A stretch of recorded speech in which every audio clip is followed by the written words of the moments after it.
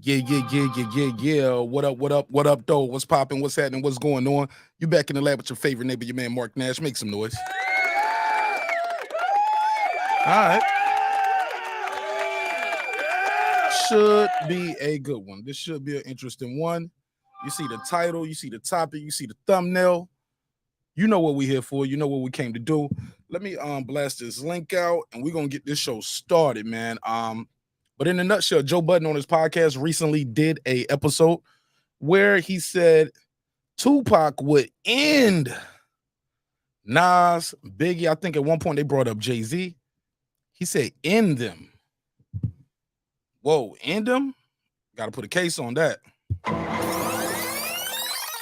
So we're going to talk about it. We're going to talk about it. This should be a fun episode, a little lighthearted episode. Should be fun, should be interesting. So let me run the intro, and we'll be back in 5 minutes. Let's start the show. It's your man, Marq Nash, Breaking Beats. Let's get it, baby. This is my passion. This is what I love to do. But some days, sometimes, I'm just like you, man. I hate this job. Damn, I hate this job. Damn, I hate this job. Damn, I hate my job. Damn, I hate this job. I'm just like you. Damn, I hate this job. Man, I hate this job. Man, I hate my job. From a good dream I awake, sun rays on my face, planning out my day, hoping this ain't the one that I catch a case. I feel so good, I feel so straight. My manager keep calling me saying, hurry up, you late. Hurry up, you lay off. Y'all, man, I hate this job. Man, I hate this job. Been trying to play it cool, but it's hard to play it off. I've been hanging on to this bullshit, cause my car still ain't paid off. I know I'm on my way up. My boy just got laid off, so y'all, man, I hate this job. Man, I hate this job. These hoes is so ratchet. These hoes is so sneaky. Y'all don't even really pay enough for y'all to only pay bi-weekly. I'm trying to double up my cash. Take this job, shove it up your ass. Yo, man, I hate this job. Sometimes I wanna say, walk in and slap my boss. This shit is getting hard. Damn, I hate this job. Gotta make it out of this struggle, bruh. And I don't really mean to take it out on you. You just a customer, but damn, I hate this job. Damn, I hate my job. Damn, I hate this job. Damn, I hate my job. Damn, I hate this job. Damn, I hate this job. Damn, I hate my job. Damn, I hate this job. We're the reason why your stockholders always stay afloat. Yet I'm asking, are they hiring? Like everywhere I go, schedule will say 9, but I think it's fine if I clock in at 9:04. I work 40 hours a week plus overtime just to be bro. So y'all, man, I hate this job. Hate that I applied. So much has transpired since the day that I was high. Told me I could advance, but you were telling me lies. Gotta give your notice before I quit, but you don't say shit right before I'm fired. Damn, man, I hate this job. Sometimes I wanna say, walk in and slap my boss. This shit is getting hard. Damn, I hate this job. Gotta make it out of this struggle, bruh. And I don't really mean to take it out on you. You just a customer, but damn, I hate this job. Damn, I hate my job. Damn, I hate this job. Damn, I hate my job. Damn, I hate this job. Damn, I hate this job. Damn, I hate my job. Damn, I hate this job. You and your procedures, you and your protocol, you and your policies, none of that shit don't apply to me. You and your quotas, you and your standards, you and your 2 sick days a year. Y'all niggas bananas. Wonder why the postman's posted with hammers, going postal with Popo on camera. His wage got him enraged, stressed out, it's hard to maintain. He flips the middle, grabs his. He said, if you don't get the picture, I quit, you ain't shoot. Mother, man, I hate this job. Sometimes I wanna say, walk in and slap my boss. This shit is getting hard. Damn, I hate this job. Gotta make it out of this struggle, bruh. And I don't really mean to take it out on you. You just a customer, but damn, I hate this job. Damn, I hate my job. Damn, I hate this job. Damn, I hate my job. Damn, I hate this job. Damn, I hate this job. Damn, I hate my job. Damn, I hate this job. Look, man, I hate this job. I put my pants on one leg at a time, just like you. I'm out here trying to take care of my family. Damn, I hate this job. It's not always glamorous, for real, but I do what I gotta do for me and mine, you know? Damn, I hate this job. Damn, I hate my job. Damn, I hate this job. Damn, I hate my job. Damn, I hate this job. Damn, I hate this this job. Damn, I hate my job. Damn, I hate this job. Damn, I hate this job. Damn, I hate this job. Damn, I hate my job. Damn, I hate this job. I'm just like you, nigga. Damn, I hate this job. Man, I hate this job. Man, I hate my job.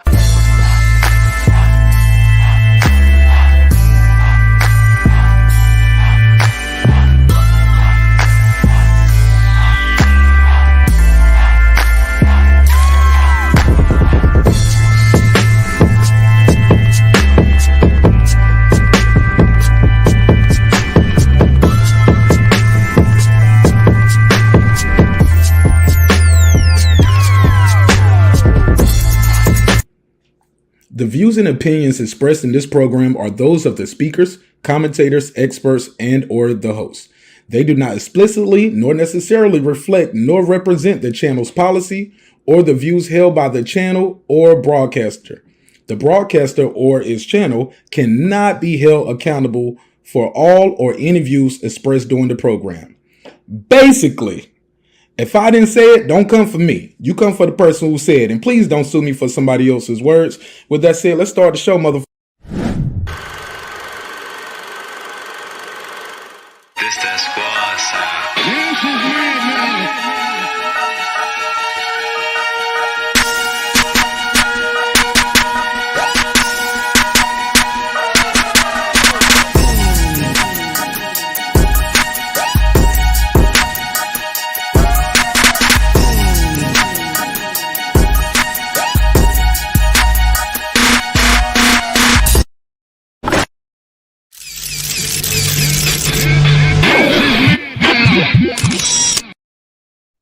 Yeah. What up, though? What's popping? What's happening? What's going on? You back in the lab with your favorite neighbor, your man, Marq Nash.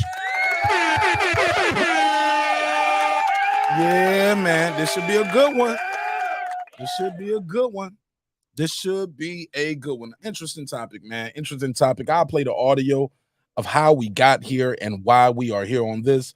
But before we do that, man, I just wanted to give a major shout out to everybody who's pulling up. Appreciate your time. Appreciate your energy. Yeah. So we got to talk about it. I got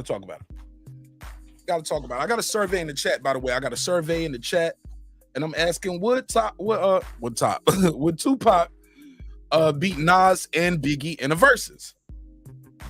The survey is yes to both, or you can say no to both. You also can say yes, he'll beat Biggie, but not Nas, or you can put yes, he'll beat Nas or not Big. So we're going to talk about it. This should be a fun topic. As always, if you guys want to join the conversation, I have the link to the StreamYard is pinned at the top. Also, I'll open the phone lines up if you guys want to join in that way as well. So definitely look forward to having a good conversation with y'all in regards to this topic. As always, before we start the show, I would be remiss if I didn't give a major shout out and big respect. Look. Terrible accent. I know. Put a case on me. Terrible accent. Terrible Jamaican accent. I know. Right. I don't even know why I did that. Why did I do that? Put a case on me. Matter of fact, slap me. I'll slap myself. Hold on. Where to drop it? Let me slap myself for that. Why did I do that? Big up. I want to hear that. Don't nobody want to hear that. My bad, fam. My bad. And sorry to all the real Jamaicans. But as always, man, let me do a real quick roll call to all the members. Without you guys and your continued support, we could not do the show at this level. So shout out to New Media Today, USA Boxing. That's my guy, Coach Malachi Williams. What up, fam? What up? My boy HLD. What up? Cooking with Sir Senior. What up? Matty Yoel. What up? Deuce Times. What up? Brandon Washington. What up? Born Supreme. What up? Karma Serene. What up? Lisa Bells. What up? That guy Eclipse 330. What up? Ace Retro. What up? Lady Shan done them season. What up? I saw that interview you did too with Hassan Rodman Jr., Lady Shan. Good shit. Dub Right Side. What up? Boxing Lounge. What up? My boy Tank the Sweet Signs Examiner. Appreciate you. What up? Purdo. What up? D Bevel the Champ. What up? And shout out to D Bevel because he's on the Patreon too. What up? Rob G Films. What up? And of course my boy Derek Lincoln. What up, gangsta?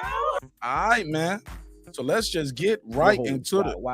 Now, this debate right here has probably been going on for a long time. We've probably been talking about this before we even knew what Verzuz was. You know, we was out here already trying to say, yo, who would win between these two guys if they went back and forth, right? Been saying this for a minute. Joe Budden said it on the podcast. And he didn't just say he will win. He said he will end them. End them? Let me put a case on it. Woo, you gonna end them? End them? That's pretty major, homie. That's pretty major. Shout out to everybody in the chat here too. Let me give a quick shout out to everybody in the chat too. Shout out to everybody in the chat. Who's here early? Who's here early? My boy Taylor Bell. What up, Taylor? What up? He said Tupac. You think he can beat both of them? All right. What up? PGH Big Dog. That's Pittsburgh all day. What up? What's up, Bronze? What up? Try Burrow. What up? He said Joe Budden out his mind. Pull up. Let's talk about it, Try. What up? The link out there. What up? Kevin, what up? What up? It's my guy Kev. Man, Kev, where you been, man? How you been? What up? Good to see you. I know boxing in the building. What up? He said Pac ain't beating Nas or Biggie. Sorry, West Coast. Woo! Okay, put a case on it. Gotta put a case on it. We're gonna talk about it. I'm sure some of the West Coast people gonna pull up and they will disagree with you on that, but it's okay. It's all love. It's all love. We ain't here to agree. We're here to have a conversation. I know Boss, he said that's a big affirmative. Tupac passion on his songs will win the battle against both of them. Marq Nash. Peace, brother. Salute. What up? Peace to you. All right, salute to you. What up? I know boxing in the building. He said I'm from the East Coast. DC, but I acknowledge Pac is number one of all time. What up? We'll talk about it. My boy said I'm here for all the smoke. Click the link, try. What up? It's open. What up? Could talk about it. Shout out to my guy Reggie Owens. What up? What's good? He said, what a joke. He said, big for the win. What up? What up, gangsta? Salute. He said, salute to him. He said, what a joke. Peace to my boy Kev. He said, big for the win. All right. So look, I'll play the audio of how we got here. Still haven't finished sharing out the link, but we'll keep the show moving. And how we got here too, I had a survey in my community tab asking you guys which topic did y'all want to talk about tonight. Did y'all want to talk some boxing? Want to get into this game night? We had a relationship topic about passport men. But we'll get to some of those topics still this week. I think that's something I'm gonna start doing. I'm gonna try to plan out the week on the topics, and based on what you guys select in the community tab, that'll be the order that we do those topics the week. Just trying different things. You know, we always trying to reinvent ourselves over here and trying different things. All right, so let's play this audio. This from the Joe Budden podcast. Tupac will end Nas. Let's hear it. Pac might beat on Nas' ass in the verse. It's no He Mike. beats Nas. It's no Mike in it. He beats Nas. And Nas is one of my favorite rappers. Dog walks him. Dog walk. Dog walk. Dog walk. Pac might beat on Nas' ass in the verse. It's no He Mike. beats Nas. It's no Mike in it. He beats Nas. And Nas is one of my favorite rappers. Dog walks him. Dog walk. Dog walk. Come here. Get over here. Down, boy. Yeah. Whoa. How Martin do it? You had to do all that, Ice Man. You had to do all that. It's the truth. It's the truth. He got a lot of hits, though. It's What you probably think? that's the difference. Y'all know, and that's coming from me. Anytime I don't want to answer, they're gonna say I'm hating on Nas. Yeah. Like they Nas swear. like 1B with Ghostface, but Pac has too many hits. And the verses, We talk about hits.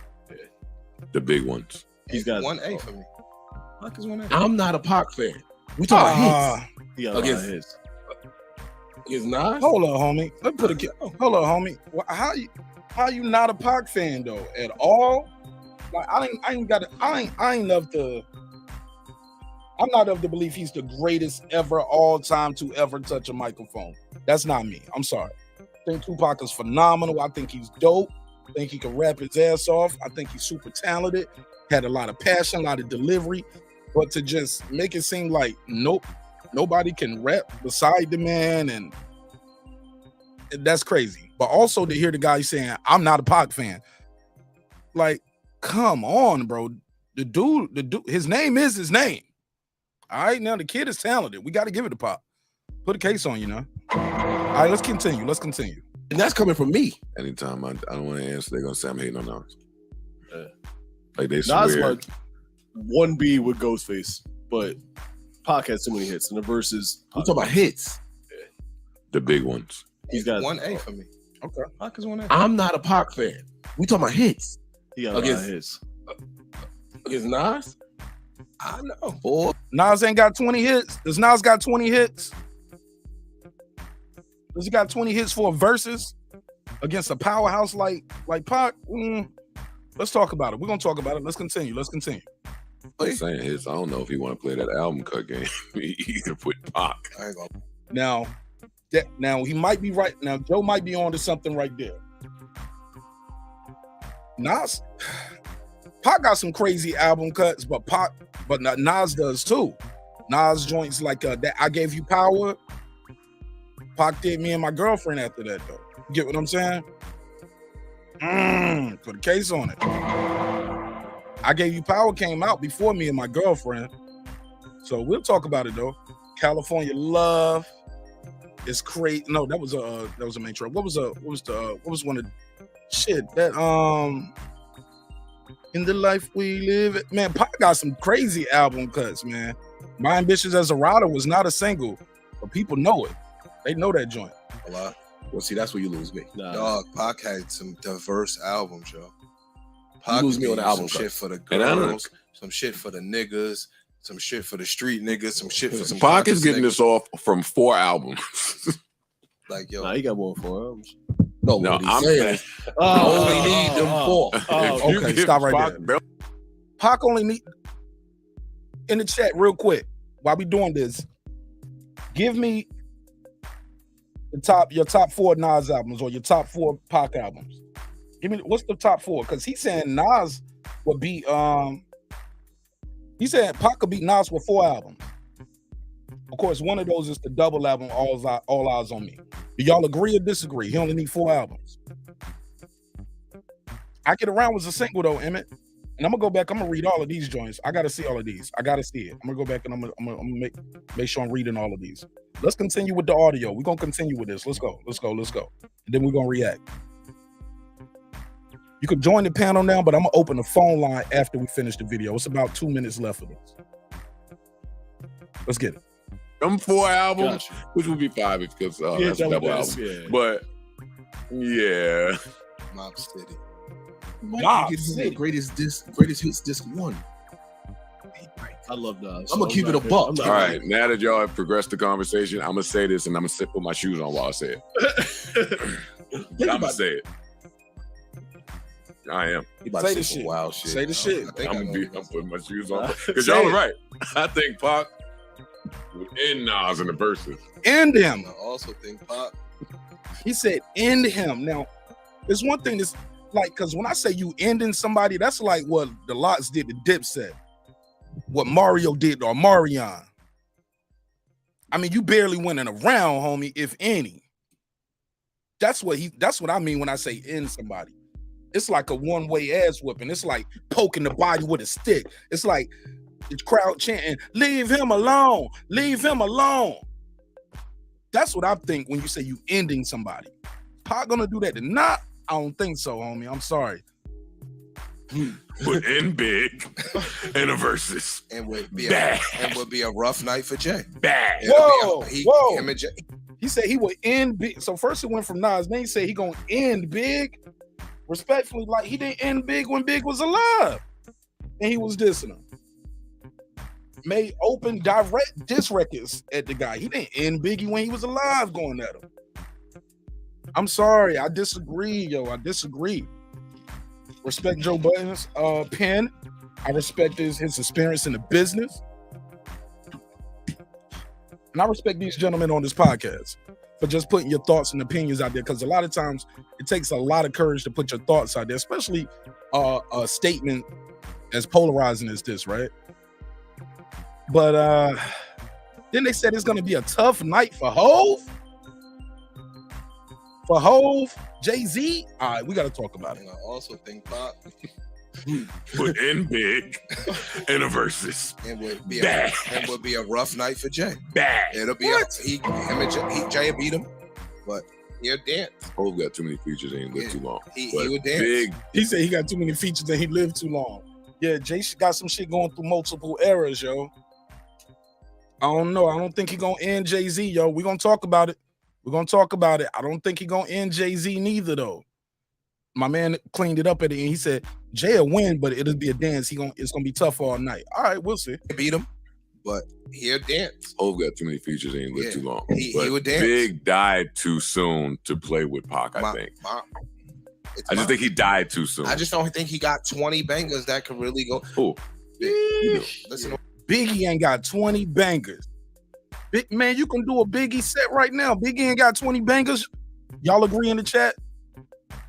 Biggie ain't got 20 bangers. Let's talk about it. when I said I didn't get my sentence out, I don't think he has 20 bangers that could go up against Pac because you only basically play his 2 albums. which is 3, and it's not enough. enough. It's enough. It's 2 albums. He got shit on the No Way Out. The joint off No Way Out is the Victory. Victory is on No Way Out, right?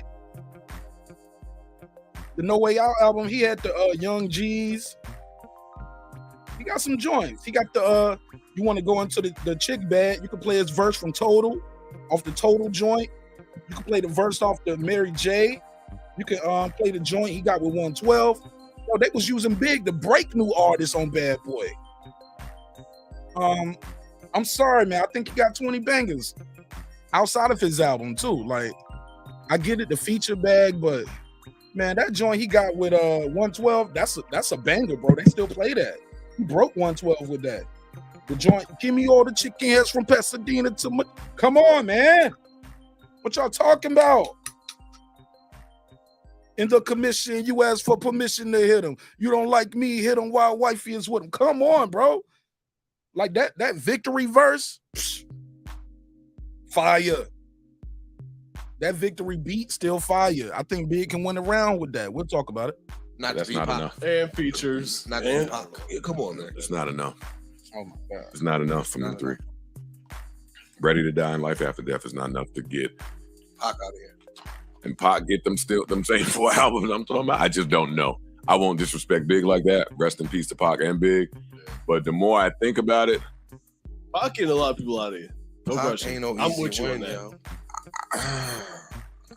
We might have to like name them records. There you for go. Pac, For Pac? There you go. I'm just saying. I could We come gonna up do with 20 big. That We're gonna do it. They I ain't got the gonna hit all list. of them. let me hear your 20 Big. They're I not don't gonna even need to hear all the 20. Just let me see where you go. No, we ain't got to do all of that. I got a list right here. You know, they done made a couple lists on the internet when we first started doing this versus shit. You know, people's already talking about it. We're gonna compare some of these songs because it might be hard to think of 20 songs off the top of the head, but we'll play around with the list. What song would win what round? So yeah, we're gonna have fun with this one tonight. Came prepared tonight, man. I came prepared. Let's go. Yo, Alex, pull up, Ready to Die. Juicy, Big Papa, Hypnotized, One More Chance, Get Money, Warning, Who Shot You, Oh, let's go, Crack Ice. Commandments. Bangers. And the Blizzard, yeah. What is wrong with this? Unbelievable. What you mean? What's wrong with this nigga? 10 Crack Commandments is fire. What are they talking about? 10 Crack Commandments is fire. Hello? What is he talking about? He sounded like he was offended that Buddy said 10 Crack Commandments. Like, what? You ain't gonna win no round against Tupac with that. Yeah, you can. Because what we learned about verses too is not if you got more hits or if you got, it's about that energy. Performance counts too. I think that's why Pac might edge this shit. Cause Pac's energy on stage and how clear his voice would still be. That shit is kind of unrivaled. It's kind of unrivaled, but we're gonna talk about it. Let me keep going. Let's play some more of this audio. That's it. Notorious Thugs. Come on. I think can we all agree Pac, as good as Pac's song is with Bone, can we agree that Biggie got the best Bone feature? Does Biggie got the best Bone feature or not? Put a case on me if I'm lying. Tell me in the chat. Put a case on me. It's Bone and Biggie. It's Bone and Biggie. Nigga, what? That shit is better, dog. Now Busy Bone left Earth. Busy Bone left Earth on that joint they got with Pac. But other than that, I'm just saying, other than that, I got to keep it real. It's going down like this. Come on, Breaking Beats, Neighborhood. Y'all know I ain't lying to you.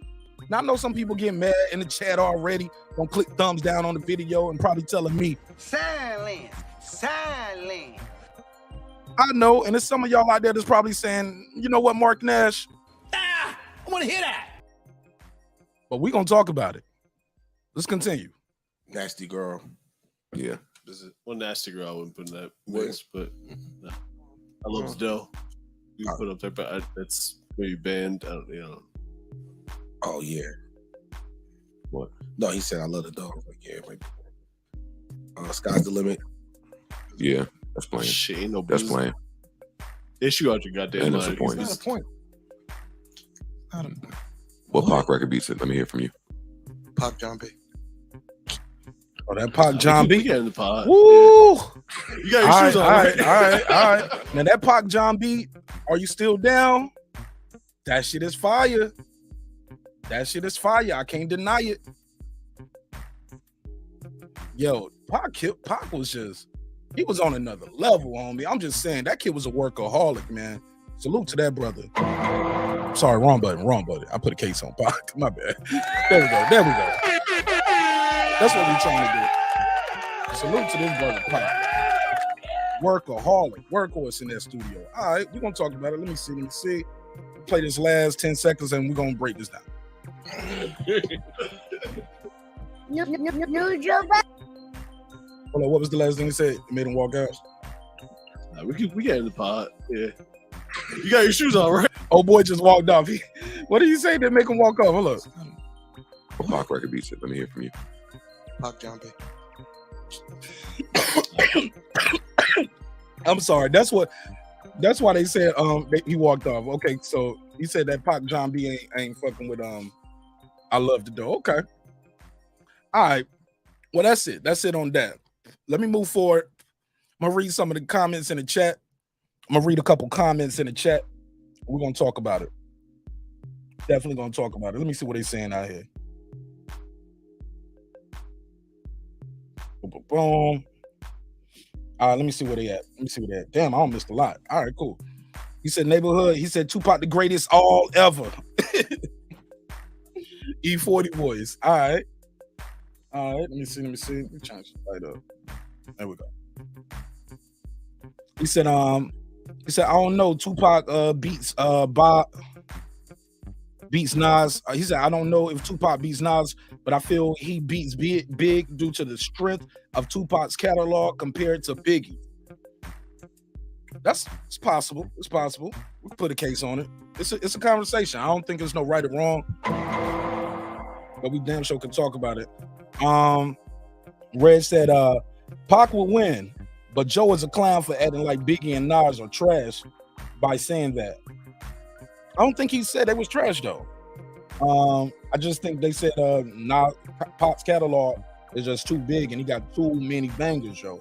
But even when people say you got too many bangers, I'm like, you only get to play 20. You don't play 45 because you got 45 bangers. You play 20, he played 20. That's just how it goes. You feel me? You can't just say, yo, I got about 50 more records. Nah, you got 20. Make them count. He said Nas got well over 20 hits. I agree. Nas' career is like 30 years long, ain't it? How long Nas been in this hip hop shit? About 25, 30 years, right? Then when they said you're gonna beat Hove, I'm like, damn. Gotta put cases on all y'all niggas. What's up, Emmett? Emmett said, I Get Around. I Get Around is a banger, yo. I Get Around. He said, Biggie left us 2 classic albums and would still defeat half the game right now. I agree. Make sure I got this phone line open too. Plug this phone line up. We'll take some calls. We'll definitely take some calls and chop it up with y'all on this topic. Should be interesting. All right. Boom. Got it set up. You put the number on the screen. If you want to call in or join the panel, more than love to chop it up with you, and we can talk about it. I'm gonna put this other list on the screen as well. All right, so cool. Let me scroll it at the bottom. Where was I at? What's up, Reg? How you feel, bro? Salute. Man, I'm good, bro. Man, I think they tripping with some of the way in which they talking about this topic as if Pac would just dominate them. Like, and it's like sometimes it's a thing where you prefer Pac some days. I find myself like that. I'll say for myself. I grew up on Pac and really because of, that East Coast, West Coast thing. So we really didn't accept Big like that. But breaking out of that ignorance, like I say, Nas is like my second favorite rapper of all time. And some days I may feel Biggie music more than I feel Pac that may have hit like last week. May have been just off the chart. I may not be feeling it in this week. And then Big be with some his albums that just off the wall. Same thing with Nas albums. And I think Nas definitely has 20 hits he can put up on the Verzuz. What did they say that you thought was so wrong though? I'm just going off of them asking if Nas had 20 albums, talking about Big not having enough work. Like that's not true because even sometimes you can do features you've been on, right. And Biggie's killed a lot of features. That's what they said. Big didn't have a lot of features, and I was like, I'm thinking back. I remember the R&B joints. I remember he broke 112. He broke Total. But the more I think about it, I'm trying to count all these Biggie features. Where are all of them? A lot of G Mafia shit. Okay, yeah, Get Money. Right, okay. Then he featured on Puff's album on the No Way Out. He was all over that. Shit, even on the Biggie duets, it was some hard shit up there. Was that the duets? Was that the one? No, Born Again. It was called Born Again. He had the what was the shit on Born Again? That shit with Eminem. I like Big and Eminem's verse. Eminem left Earth on that. I know Brandon ain't gonna like that, but because he's white. But what's good, Brandon Washington? How you feel? What's the deal, homie? Welcome home. Salute. What up, Reg? What up to everybody? What's up, Brandon? Hey, they missed the space launch. I was watching this morning, Reg. They scrubbed. They're gonna do it Friday. Yeah. But outside of that, you know me, Mark. I'm biased about everything. Nas can do no wrong in my eyes. So I'm just a Nas fanatic. So I think Nas will win this. But personally, hit for hit, if you listening to it and seeing somebody perform it, I think that because Pac has the more memorable hits, that people will gravitate to Pac. But if you're talking about like on some diehard, just rap shit, just rapping, like if they was on the stage, like Jadakiss stage, I think, and it was presented like hip hop, I think Nas will win that, just based on the way it's presented. I think Jay-Z will be pulling up the rear every time.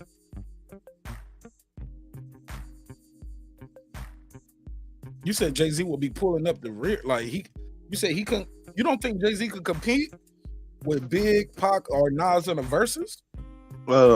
Personally, take your bias out of it. Just like if you take my bias out of it, of course Jay-Z can compete. Jay-Z's one of the he's one of the top artists of damn near all time as far as in hip hop, so he can compete. But I think when you present it on stage, it's just gonna look different. It just depends on the setting in the arena. If we're talking about a huge arena, then Jay-Z's music is gonna amplify different. But if we talking about something like the House of Blues, he getting smoked. He said Pac got one. He said Joe got one hit song. He can't talk about shit he don't know. We talk about hip hop all the time, and none of us got no hit records. I mean, not one. You don't have to have a hit record to know what you like, right? Or to have an opinion. You just gotta have an ear. Yeah, you gotta have an ear. Gotta have an opinion, right? To have it. So I don't think he has to have. But shit, how many people go their whole career and don't have one hit record and then they on the shelf? We never hear from them again. Watch some of these documentaries. These unsung motherfuckers.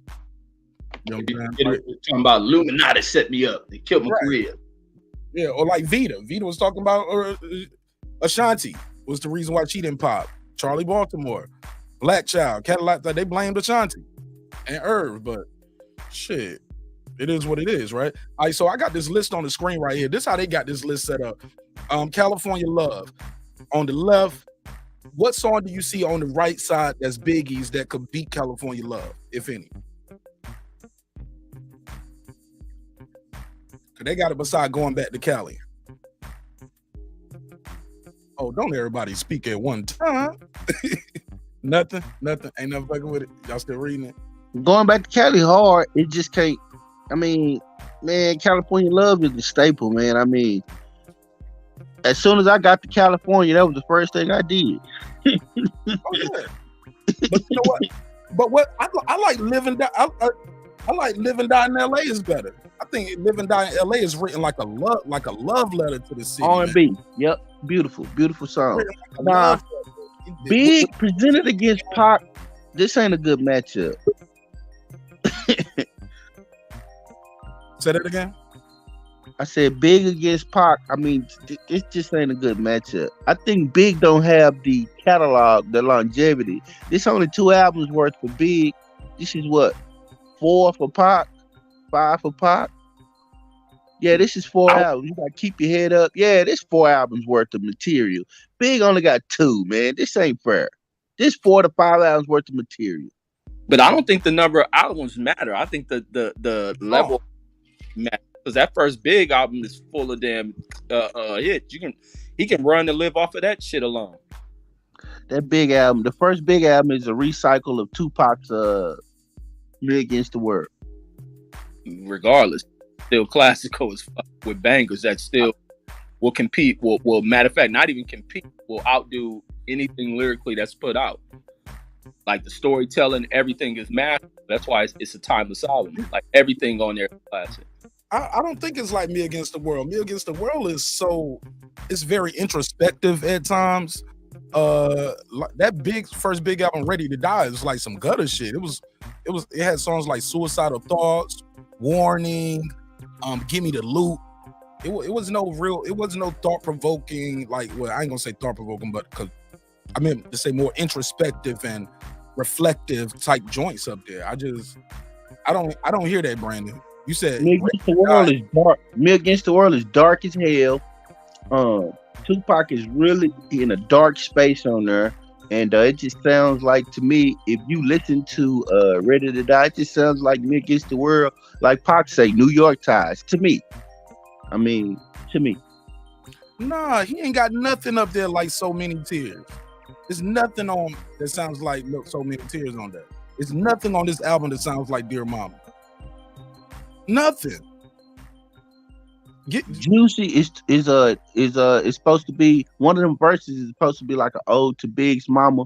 That's close as you get to it. But Big ain't Pac, so that's why.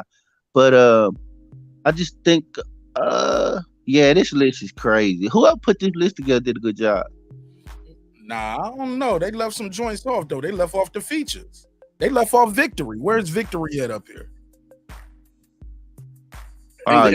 Big record for Biggie. I was gonna say California Love ain't really like a banger like that. I think it's just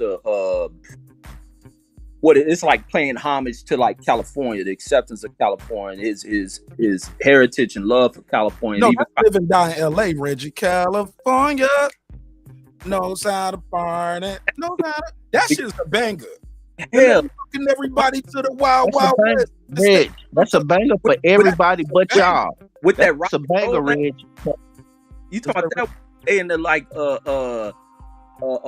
what's that little movie? Like that Max Payne movie. Max Payne. That shit. Y'all liked that shit? Hell yes, Reg. Yes. For real? That nigga Pac came in, fresh out of jail, out on a bail, California dream. Soon as I step on the scene, I'm hearing screaming for money and alcohol and for West Side players.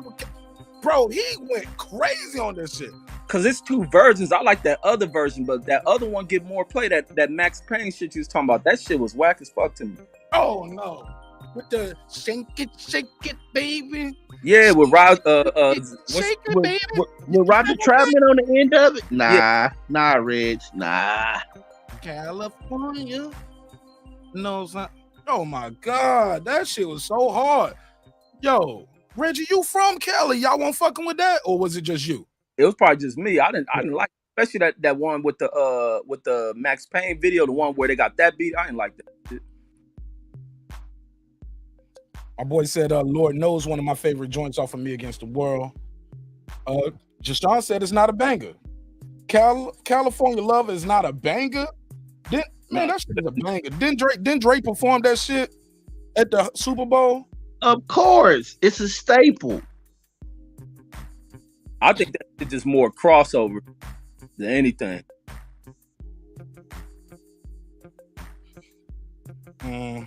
Somebody said, a couple people said Lord knows his Pac's joint up there. But like I said, ain't nothing on Ready to Die that sounds like that. Suicidal Thoughts. Suicidal Thoughts is like what? When I die, fucking, I want to go to hell. I'm a piece of shit. Ain't hard to fucking tell. Yeah. No, don't want to go to heaven with all the goodies dressed in all white. I like black Timbs and black hoodies. Man, that shit was dope. God'll probably have me on some real strict shit. No sleeping all day. No getting my dick licked. Like, bro, that shit was unheard of at the time. It's so blasphemous that you like, I can't play this shit around my mama. She gonna throw the whole radio out the house. And me with it. I can't play this around. Yeah, my daddy, I used to come home from school and play that every day. My daddy finally knocked on the door and said, "Hey man, you need to talk." Yeah, he was like, "Hey man, you all right?" He's like, "Man, you keep coming home playing this damn suicidal song every day." I kept playing that over and over, and he kept hearing Everyday Struggle. He just kept hearing that. If I hear Everyday Struggle right now, Everyday Struggle almost makes me cry because I know what that feels like. Came back till I clock about 9 on the check cashing line. I had the first and the third. Oh yeah, that's my joint. That was my hustling joint right there. That's what got me hyped, got me in my mood. When I got ready to break that blade out, you put on that Everyday Struggle. All right, two four. Okay.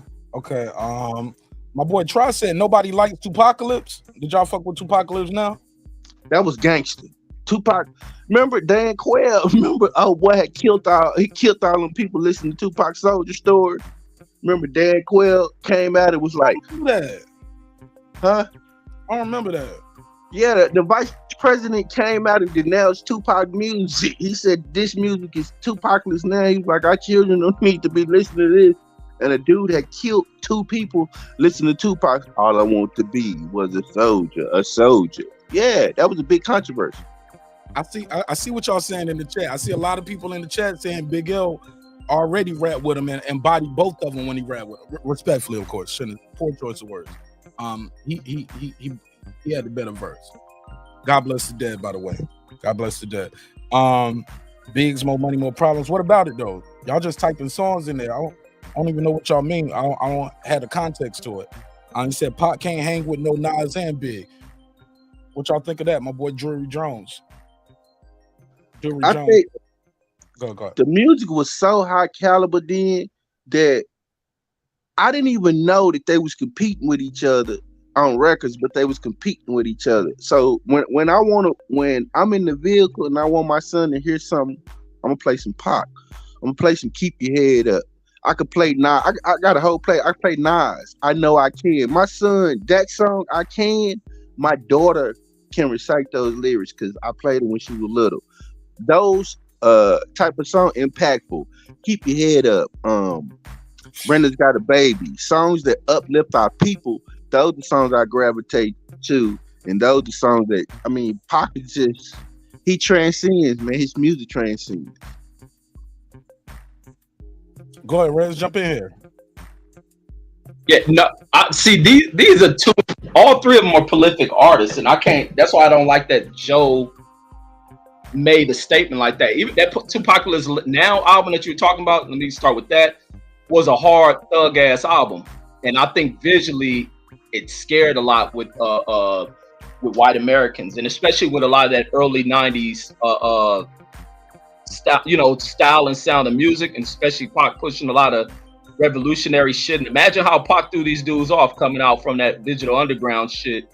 And then now he comes out here with real thug life revolutionary sound of music. That shit was like a hard ass album, and they can see, you can see Pac immediate rise from that album and shit. So I thought it was a hard album, but I don't think it's an album that can compete with.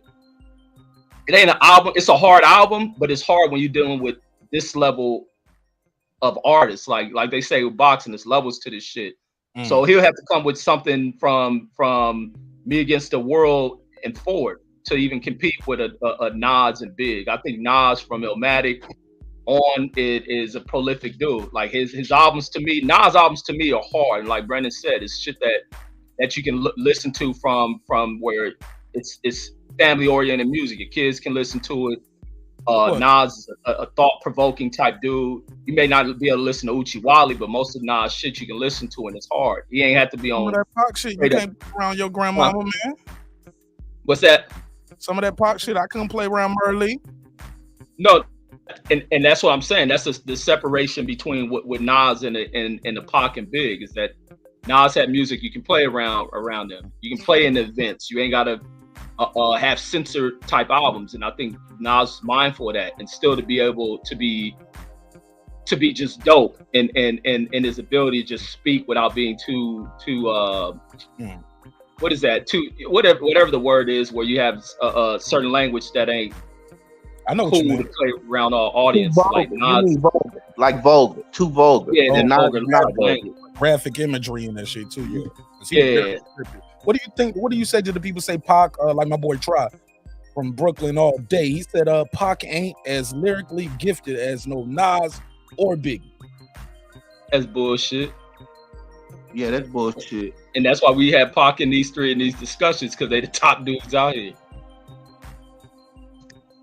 Hey, Mark. Go for it. I don't mean to destroy the wisdom real quick, but did you see Joe Budden destroy Adam 22 today? Yeah. But I don't miss a lot. I see. Back to what's wrong with Adam 22 though? We'll get into it. Yeah. It's worth it, Reg. It's worth it. Go ahead. Go for it. Tell him. Basically, Joe Budden called out Adam 22 for basically being a culture vulture. He used Kevin Samuels' death, and he started Joe Budden and his crew pointed out that he was titling his shit like clickbait and saying that you exploit young black men's trauma who don't know any better. It was good, man, Joe. But Joe Budden was right. But Adam 22 don't care like that. He don't care because we not his people. So he just looking at us as content, you know. Which I think Negroes go over the board when they see these white guys blow up on this fucking internet shit. If anything, I can say I agree with Vlad doing police-esque ass shit with some of these questions, but it ain't to say they culture vulture. These stupid ass Negroes go on their platforms. I think they run good damn shows. But it's crazy how it becomes common language for black folks to call these niggas culture vultures. I don't rock with that shit. All right, well, the way he broke it down, I'll play it. I guess it was the Kevin Samuels interview. It was like, y'all already did it. It was like when the guy dies, and then you put up all the clips of the interview after he dies, which is, Adam is not the only one who do that. I remember I used to know when somebody, as a kid growing up, I knew when somebody died because they'll just be playing your videos all day, or they'll just be playing, or it was like you'll just hear the radio playing your music. I'll be like, damn, what happened to such and such? I'm like, damn, Big L, Easy E, you just pick them. Anybody, Aaliyah. And when you pass away, they play your records all day. But that's just, some call that just good business. Like, it's trending. That was trending before we knew what trending was. But he does have a point, though. He does have a point. I'll play a little clip of it, though. But this the other thing. Kevin Samuels blew up on one of these white dudes' platform. I don't know if it was Vlad or his. What you mean? He did an interview on one of their shows because I guess the show was starting to like kind of boost up there off of one video where he was going off on a girl. Yeah, he got exposure. He was already popping though. But he got exposure on one of the white cats' platform. May have been Vlad, and even on Adam 22. I know he was on Adam's show. Oh, maybe it was Adam 22, but one of their shows is subscription boost. A lot of people go on these white platforms to boost themselves. Who was it? It was the other little UK white dude that was out of they do hip hop shows. I don't see him no more. That people were going over there to blow up for some reason. Westwood. That's you him. know why he ain't around no more? Why? Because he got in a little Me Too trouble. Oh, for real? Oh yeah, they put a case on Adam 22, bro. Oh, you mean Tim Let me do it Westwood? right. Let me do it right. Tim Westwood, yeah. Let me do the drop. Yeah, they say he was out there with those young ladies, very young, aspiring MC. Yeah, some people put a case on him. Lady Chan been up there with Tim Westwood. That was weird. Yeah, that's funny. I was listening to her freestyles. That was kind of a weird correlation right there. Yeah, she did. I gotta ask Lady Shan about it. Where she stand on the Tim Westwood shit? Aha. I don't think she was no young girl though. I think she was a grown woman when she was up there. But I asked her though, shit. I asked her like, yo, did you see some funny business up there? Was he trying to smash? Man, that's crazy to bring her up. I'm nigga like, yeah, shit. Go try to smash. Shit, you got to. No, I'm joking. Hey, I've been listening to her freestyles today. I didn't even know she did a freestyle about Wilder and shit. Oh, she did? Yeah, when he lost the Fury and shit. Yeah, I was listening to a lot of her shit. Huh? She did a whole song about it? Yeah, it was like from a year ago. A lot of her shit just been popping up. I was up there listening to that shit at work today. Red said he don't want no smoke. I'm here for it though. No, it ain't even about smoke. It's a conversation, man. Reg know it's all love. It's a different, not you, Reggie. Talking about Reg, he does the reviews. Carolina brother, he cool. Nah, it's all good. I think after 22, I think Joe Budden needed to put him in his place. Even if Joe Budden wasn't all the way correct, I think it made Adam to see how we view you. Like, we watching you. We see the way you title your videos. We see the way you got these youngsters up here spilling their guts who don't know any better. And you, as a middle-aged white man, Joe Budden broke that down. He said, why come you and your wife, your girlfriend who do porn, why come y'all didn't take that deal? Oh, because we had a better deal. Basically, so you didn't want to exploit yourself. Hold on. Didn't take what deal? Basically, somebody offered them a deal for their porn, for their content. Adam 22 and his wife. Adam 22 said no. Joe Budden said, why didn't you take that deal? He said, because we figured we could do it ourselves, and basically we wasn't gonna let nobody exploit us. So what that means, but you have ignorant people like us, like our people coming out of the struggle, and they said you highlight this shit. Joe Budden talked about one of the rappers that he brought on his show, that Adam 22 had on his show. He said, you highlighted the dumb shit. We didn't ask him about that. We wanted to know about the music. You want to know about the beef so you can get clicks, so you can make money. You know why you do that? Because they don't come from if these was your nephews and your cousins and you see this shit go on in the street in real life, you wouldn't be so quick to highlight this. But because it's just content for you, everybody want to see it. Yeah, everybody want to see filth, and you help promote the filth in the worst side of our community. And they pulled up the BMX bikers that he used to have on his show. They said, look at this shit. You not asking them questions about BMX people beefing. You not doing this. You not doing this because you care about that. And them people are like you. So you gonna curate it more. But because you have no connection to our community, you don't give a fuck about it. And that's exactly correct. And that's called exploitation. Man, that shit ain't that in depth with that dude, man. Niggas love to do that shit when they, like I say, when Negroes see. What's the difference between him and DJ Academics? DJ Academics is black. Exactly, bro. DJ Academics gets threatened. DJ Academics is not welcome in certain part of hip hop, so he's caught the same heat. So stop it. Wait a minute. Y'all said Academic. Let me. See, God didn't even want you to say that. Go ahead, Reg. He clipped right off. Yeah, like you can't play the black and white thing when it's a white guy blowing up off the type of content he's doing. And I don't think he does it from. And then you look at the show when he does these live shows.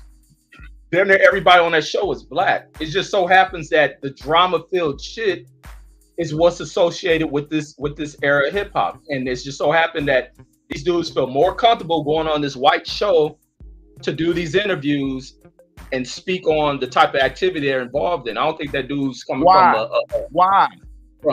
What you mean why? It's because it's what sells. These platforms are about units. You move units, you deliver people what they want.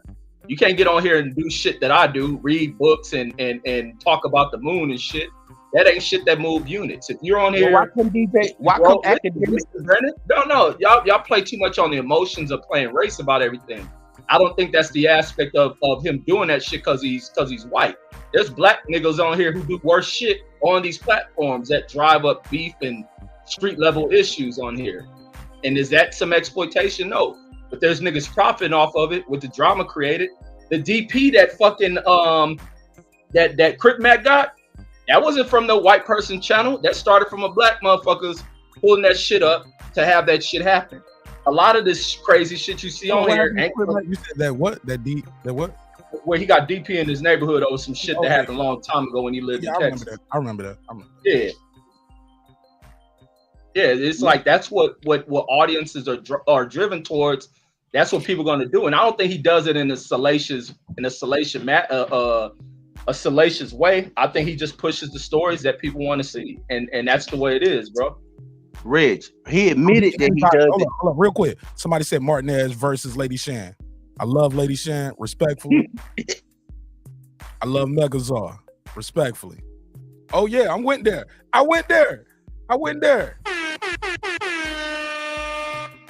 Talk your talk, baby. Talk your talk. Shit, no damn 20s. Not on this shit, bro. Not hilarious. On this shit. Nah, it ain't no hilarious, nigga. I said it and I said it. Love them all, but I just think I'm special when it comes to and you should. I think the bars are different. The cadence, it's real clear, simple, easy to understand, but it get real complex. And I'll switch them gears on you. And I ain't got to speak another language like Megazar and Lady Shan. Yeah, I got beef. I got beef with Lady Shan. Send her the show. Send Megazar the show. Tell him I said I want all the smoke. Nobody fucking with me. You heard? No, I'm joking. I'm joking, but I'm serious. But now, as far as people talking about academic has got pulled up on. Academic done been threatened. Academic has basically not only that, if Academic felt the same way, he apologized basically for the Chicago content, and realized that he was exploiting it. And he should understand why people were on his head. Vic Mensa threatened him. A few people out of Chicago threatened him. So he has been pulled up on. Joe Budden used to get on his helmet. So he has been pulled up on. But now when it comes to Adam 22. What happened to him though? Hold on. Ain't nothing happened to Academics. Ain't nobody touched him. Ain't nothing happened to Adam 22 either. Ain't nothing gonna happen to him. It's just him being Vlad though. Then Rick Ross and them put hands and feet on Vlad and they had to pay him. That was before Vlad got his money though. Vlad got the money from Rick Ross. He got a before Vlad was a little bit light then. Ain't nobody touching Vlad now. He got over $6 in settlement from Rick Ross. And he moved different now. He don't even put his face out there half the time. No, he put his face out there more now. He got his ass beat. He got his hair put in, got some new teeth and shit. He balling. Guaranteed? Okay, yeah, he probably got reconstructive surgery. They fixed his nose. Vlad got beat up. I never knew that shit. Rick Ross did it. Rick Ross homies did it. Rick Ross homies did it, not Rick Ross. Rick Ross homies. It probably that crazy light skin motherfucker. What's the crazy fool used to be with him? Gunplay. Gunplay. Did it. That's my favorite. Gunplay. He just talk, bro. I see Gunplay get slung around like a rag doll. I don't talk about it. Gunplay just talk, homie. Well, shoot, shout out to my boy Deuce Times in the building. Deuce in the building. I didn't even get to introduce him, but fuck it. Let's go, Deuce. West up. Hey, no. Hey, you guys can't blame Adam 22 about the images he put out. We portray those images, so we gotta live whatever consequences we do. You know what I mean? Facts, cuzzo. Preach. Hold up. Because black people are put in the worst situations, we've been exploited, we've been taken advantage of, and not only that, we've come up under the tutelage of one of the most evil people on the planet. So it's our fault that we've been exploited. We just got to deal with the bad. That's fucked up. No, it is our fault, bro. Nobody's making them niggas act like that. Nobody, ain't no gun to nobody head. And hey, you got to go over here and be a buffoon. You got to go over here and be the worst portrayal of black people you can. Nobody's making them do that. So it is your fault. At a point in time. But DJ Vlad, And Adam 22, not in their community, highlight the Hell's Angels in the worst of their community and the bikers who kill each other. They ain't highlighting Bloods and Crips neither, though, Brandon. Yes, he does. That's all he show is full of Bloods and Crips and movements. No, he don't. Adam 22, dude, not Vlad. That's all he's talking about, gang bang. And I've seen dudes come up on Adam 22 showing gang bang against each other. I've seen them damn near get ready to fight. That's all I hear them talking about is gangs and gang politics. Shit, I hear LA, bro. Too. I hear people talk about, like when I was 15, I got caught with a couple kilos. But last week, shit, man, I got plugged from my other plug. Like I inherited the corners. Next thing you know, that's called minimization and being dismissive. Man, stop that nerd shit, Brandon. That ain't what's going on. You pulling up revolutionary nerd bullshit to fucking to glaze over the real issue. These niggas is the problem. Them niggas ain't putting no gun in these niggas' heads. These niggas is full of shit. They've been accepted fucked up doctrine. They don't know history of shit, and they just running amok. Ain't nobody taught them shit. They run amok, fucking shit up. Vlad and them ain't going on there or Adam 22 touching on hood politics. That nigga will get his head killed. That's why they tell the big fat. I hear them tell that fat black dude that's from Idaho all the time about shit he needs to watch because it can get him killed out there. California, LA really has a deep issue with that gang. Slow down. What fat black dude from Idaho? What's they call it? What's the name? Flacco. Oh, okay. Yeah, everybody on there tell them like, bro, you gonna get killed out here. This is different. Like gang banging bullshit. See, highlighting gang banging bullshit again. They not highlighting. They telling that dude to stay out of it, and he covers certain shit that can get him killed. It ain't Vlad them doing that shit. He brings. You have to be. This is what happened with a lot of rappers that get killed out there. You have to be, knowledgeable of street situations out there. LA's a real deeply. LA's white motherfucker get killed out there too. You see what's going on in Beverly Hills out there. LA's a very violent fucking place. Super fucking violent. Look on, watch the news. Them niggas in Beverly Hills killing shit. Them niggas on the Hollywood Walk of Fame killing shit. Robbing shit. Following niggas to mansions. Robbing shit. Like is deeply gutted. Regardless of palm trees, beaches and shit. LA is violent, bro. It ain't just the blacks neither. Rich, I just want to say this. Okay, if we know that in Kentucky, that's the highest rate of welfare, I believe, in that state. I believe it has some of the highest poverty in that state, and these are mostly white people. But this is not highlighted. They not going there doing documentary and reality shows about them. Bro, they are, bro. It's just not in your algorithm. It is. You know what I'm saying? It is, bro. Hold on, you didn't let me finish. I would say they're not going to highlight. It's not in your algorithm. It's not pushed to the forefront, and it's not in your timeline. Go watch this Arizona show called Streets. I'm gonna pull up for you, where they highlight all the little dope fiends out there. Adam 22 is Adam 22 and DJ Black and people, bro. They not not his niche. That's not on your algorithm, bro. You know YouTube push an algorithm towards you. Follow what I'm saying. You know that, right? No, YouTube pushes an algorithm towards you, the videos that you watch, the type of content you watch. You ever seen some shit you never subscribed to? That's all up in your timeline. They're like, who is this dude? But he's about topics that you watch. YouTube push that shit to you, bro. I agree. But they do have the little trailer trash shit, the little tweaker shit. They have all that shit, homie. Okay, they do. It's just not on your algorithm. I believe that 100%. But what I'm asking if Adam 22 and DJ Vlad can highlight the worst of our community, they can bring Chicago on and highlight. He got an interview series going on with 600 Breezy right now. Now, so we know what these people involved in, and we see the politics of this. Now, why come they not balancing the scales and showing the worst part of their people? Why come we only see the worst part of our people? Because their target audience isn't their people. Their target audience is our people. I'm telling you, bro. If you go on the other side, but if you go on the other side of it, You go on the other side of it, bro, and you look for all that other shit, you will see it's a prison genre on YouTube, it's a pimp genre on YouTube, it's a trash digging genre on YouTube. You gotta look it's a for nail. Yeah, that's what I'm saying, bro. You don't watch none of those videos, so that stuff not promoted to you. You know what I mean? DJ Vlad and Adam 22 is all in with Google, bro. They're all up in there. That shit's promoted on the top level. That's right. Talking dudes, come on. That's right. I'm saying though, it's pushed to the forefront. That's the point that I'm making. If Google in our sector, that's right. It is. That smut and trash is promoted to us, the worst part, and we see the worst part of ourselves because that's what Google and them want us to see. That's a fact, dude. I agree.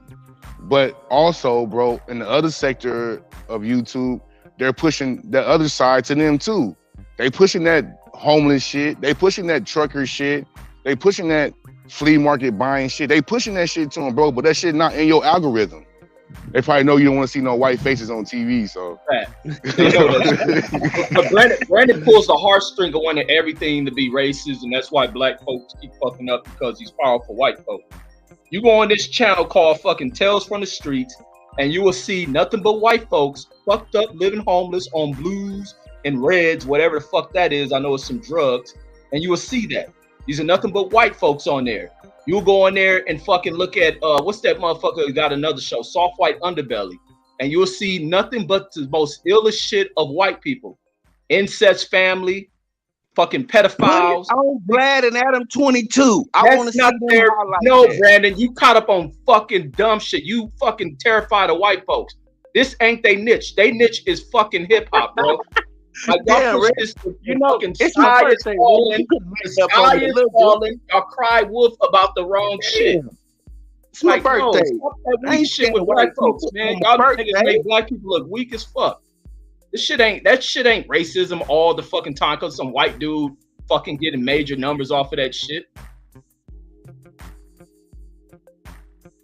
Damn, Red, you hurt my feelings. It's my birthday. You talking about? Bro, I just gotta keep it real with you because I love you, so I'm gonna tell the damn real like I expect you to tell me. What can I get a happy birthday from you then, brother? Oh, happy birthday! I told you that yesterday. Happy birthday, bro.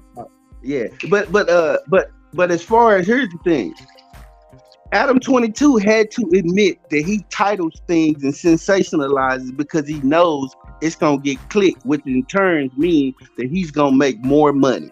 So he decided that when Kevin Samuels died, that he would title his titles in fucked up ways where people who will be looking for information on Kevin Samuels because he died, they're gonna run across his shit and he gonna make money. That's exploitive. Yes, it is in this society called capitalism. But capitalism can be what I always say, it's exploitive. It exploits the worst. You know who exploited Kevin Samuels? Is all these other Negroes that have immediately started shows wearing suits, certain shit flipping around in their background, the soft music, trying to do shows like Kevin Samuels. That's who has exploited that nigga. So the behavior and all the black women that hated his ass too. That's who exploited him. They had a damn holiday when he died. Like the millions who called into his show every day, he couldn't even get to them all. His show be backlogged. So yes, once again, white people will exploit, they will push the bullshit to the forefront. They didn't show that Kevin Samuels had millions and millions of women calling him every week. So which one is it? Either they hated him or they loved him. From my perspective, I saw love. But when he died, the hate was promoted. That's what they do. That's the point that I'm making. Exploitive culture. Sir. I'm looking at Adam. I'm looking at the No Jumper clips right here with Kevin Samuels. I don't see these things titled in an egregious way, almost like where if Kevin was still alive, they wouldn't do this.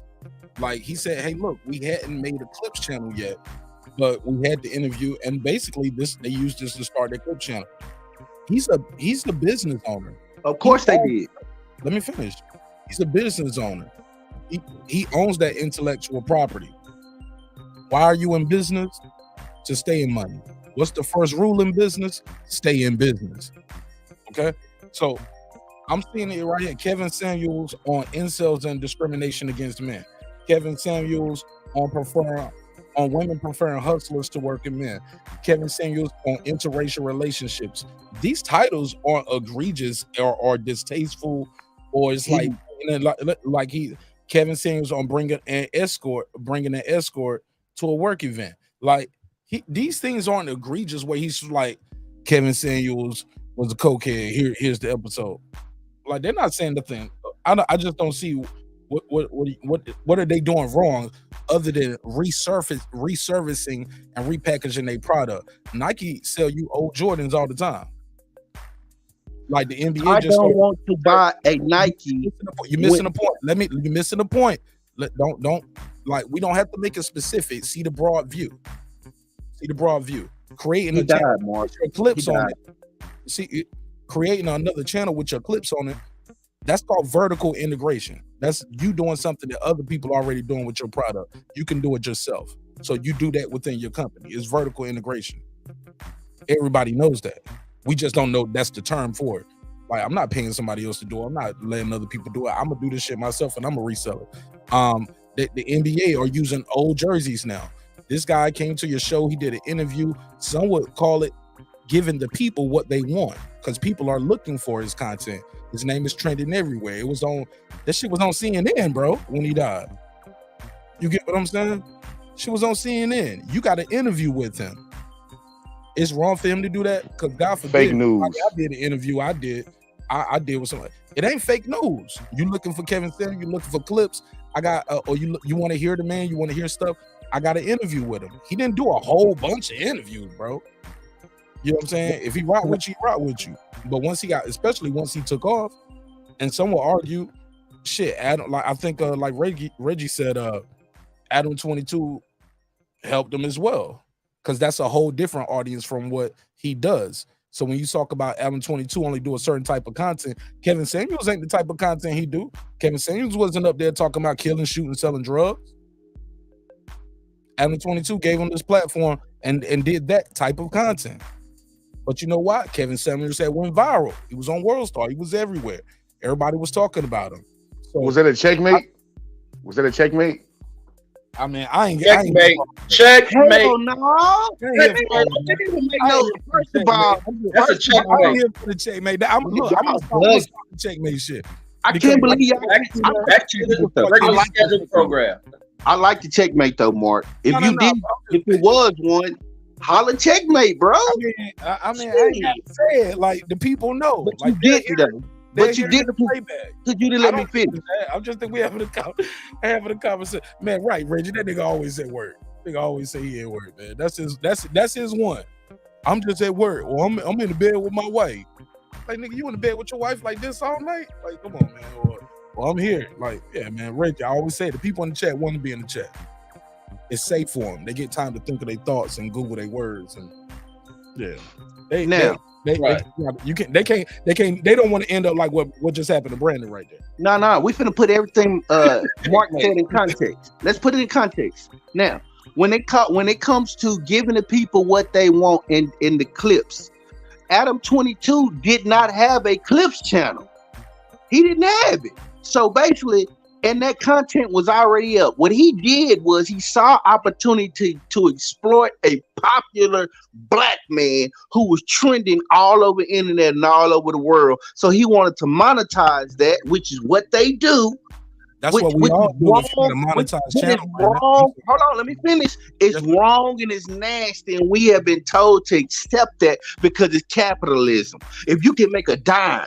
But that shows us that we don't give a fuck about our people and our images and who putting them out there as long as they can make a dime, or that's because what everybody do. Let's stop what everybody do. Let's stop those practices and say, hey, white man, I don't like the way you fucking with our images. Yeah, we got a lot of work to do in our community, but one thing that's not gonna happen is you gonna come and exploit our community or present us in a certain light.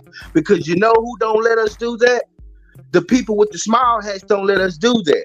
Ask Michael Jackson how he made a lyric in their song. Other people protect their images, but we don't. And then we get upset and call other people crazy who want to protect our images. I want to protect our images. I hate that we exploit it, and the only reason we exploit it and easy taking advantage of is because we don't know no better. We got people that sit up on this goddamn these white people platforms and say shit that they shouldn't say, and then we watch this shit played back in the courtroom and say, "Oh, them niggas were just dumb. Them niggas shouldn't have said that." Nah, what we should say is we're gonna protect our people. Hey, bro, I'm gonna edit that out. Hey, bro, don't go to interviews and say that. But because we feel comfortable around them people, because we've always been taught that they in authority. So when you get in these rooms, you gotta talk to them. So we opening up. Yeah, I shot this nigga. Yeah, I shot this nigga. That's exploitative culture, and I'm sick of it. Okay, Brandon, let's keep it a buck. First and foremost, you went all over the place.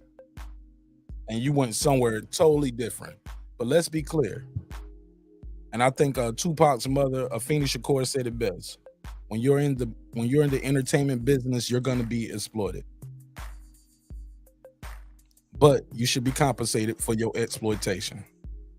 Shout out to Afeni Shakur. My brother, I'm here to tell you, everything you said, I get it. It makes sense. I'm not saying you're wrong. But in this situation and what you're trying to equate all of that to in this one instance is it's a little off base, because he's not taking clips of Kevin Samuels on someone. Kevin Samuels sat down with this man, did the interview with him. As a content creator, he knew what he was doing by receiving that platform, but also he knew what he was getting from that content creator, because giving to that content creator, because he knows what that content creator is going to be able to do with the content. No different from what Kevin Samuels was doing, repurposing clips of his own work. That's part of the business, homie. He signed up for it, and it's not like it's some random person off the street doing it. Kevin Samuels sat down with him and did an interview with him. The interview and the clips he's playing, he's not recharacterizing Kevin Samuels' work. He didn't paint him in a negative light either. So I just think your that energy you have is good energy. Keep that going. But I think this is not the right fight in this situation. And I agree with somebody said in the chat. What Joe was doing right there, that was trying to have a moment, and it worked. He was trying to create a moment, in my opinion, because you knew who Adam 22 was before you got there. You get what I'm saying? And we ain't backing Joe Budden on shit, man. The man Joe Budden is fuck Joe Budden. Good or bad about him, and I ain't got to say fuck the man to talk about the content and what I saw. I don't even have to talk about him personally, or I don't know him personally, so it can't be personal, right? I don't know him personally. I don't know him either, but the image that I know of Joe Budden is no. We gotta stop giving these celebrities and goddamn athletes and in the black community all this damn power. We're the only community that celebrities and athletes have all the control and all the say so. Joe Budden's a sucker, man. Fuck him. White people did that, dudes. Blame white people, because the athletes and the celebrities are the only one in the black community that has money, power, or influence. Those are the ones. Who else in the black community got the money except? Oh, there's a lot of black doctors. There's a lot of black doctors. No, it's not. No, yes, they are. They hide. They hide away from the black community because we know how the black community bring them down. There's a lot of doctors and scientists. What's that nigga that's be on here? Which means we don't get the influence of them. Which means we don't get the influence of them because they hide. Which means they go away from us. So that don't. If they hide from us, then we don't get the influence of them, or we don't get the benefit of their knowledge. Look how we act. Because look how we act when niggas make it out of the hood. So now we blame. Wow. Yes, bro. At a certain point, we have to become responsible for our own actions. This ain't 1941, bro. We have to be responsible for our own actions. We have to break the program and wake up. We do. Brandon, let me ask you something. Reggie, Brandon, Deuce, can we have a real conversation? Like, y'all really want to go there? We can have a hell yeah. All right. Now, can we have a conversation, or are we gonna just go free smoke? No, we should have the combo, or however it goes. Fuck it, let it flow. I'm gonna have a conversation. All right, I'm gonna put y'all to the test. Put y'all to the test. This is about to be interesting.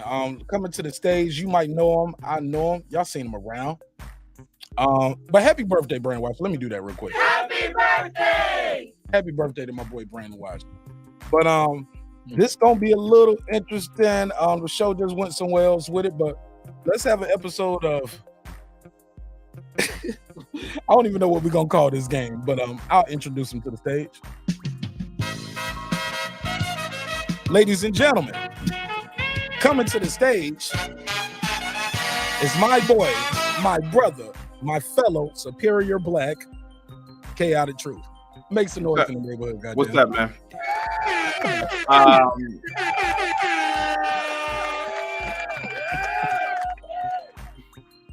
Welcome home. How you Welcome doing, home. man? Welcome home. Welcome I home hate to your that- home away from home. I hate to be real quick. I got a members only panel in Oh, 5. man. This nigga just came over here to plug. No, Kick him out of class, bro. Hold on. You ain't gonna do me like that now. no. Listen, That nigga first. I just got done doing the live stream too. But how you doing? No, I saw you live. But what's good, man? What's popping? Pretty good. I wanted to come over here. Being a fan of old school rap, Joe Budden has lost his damn mind. I think he wants to go viral or something. Tupac beats Nas and Biggie and freestyling. Is he out of his mind? Not in the freestyle, in the verses. Oh, in the verses, it's not gonna happen. First of all, let's be completely honest with you. Illmatic is one of the, if not the greatest rap album of all time. Let's be completely honest. Secondly, Biggie is the superior lyricist between him and Pac. It's not gonna happen. Pac has some good songs, but Pac wasn't really a lyricist. He ain't winning. So I don't know what Joe Budden was talking about.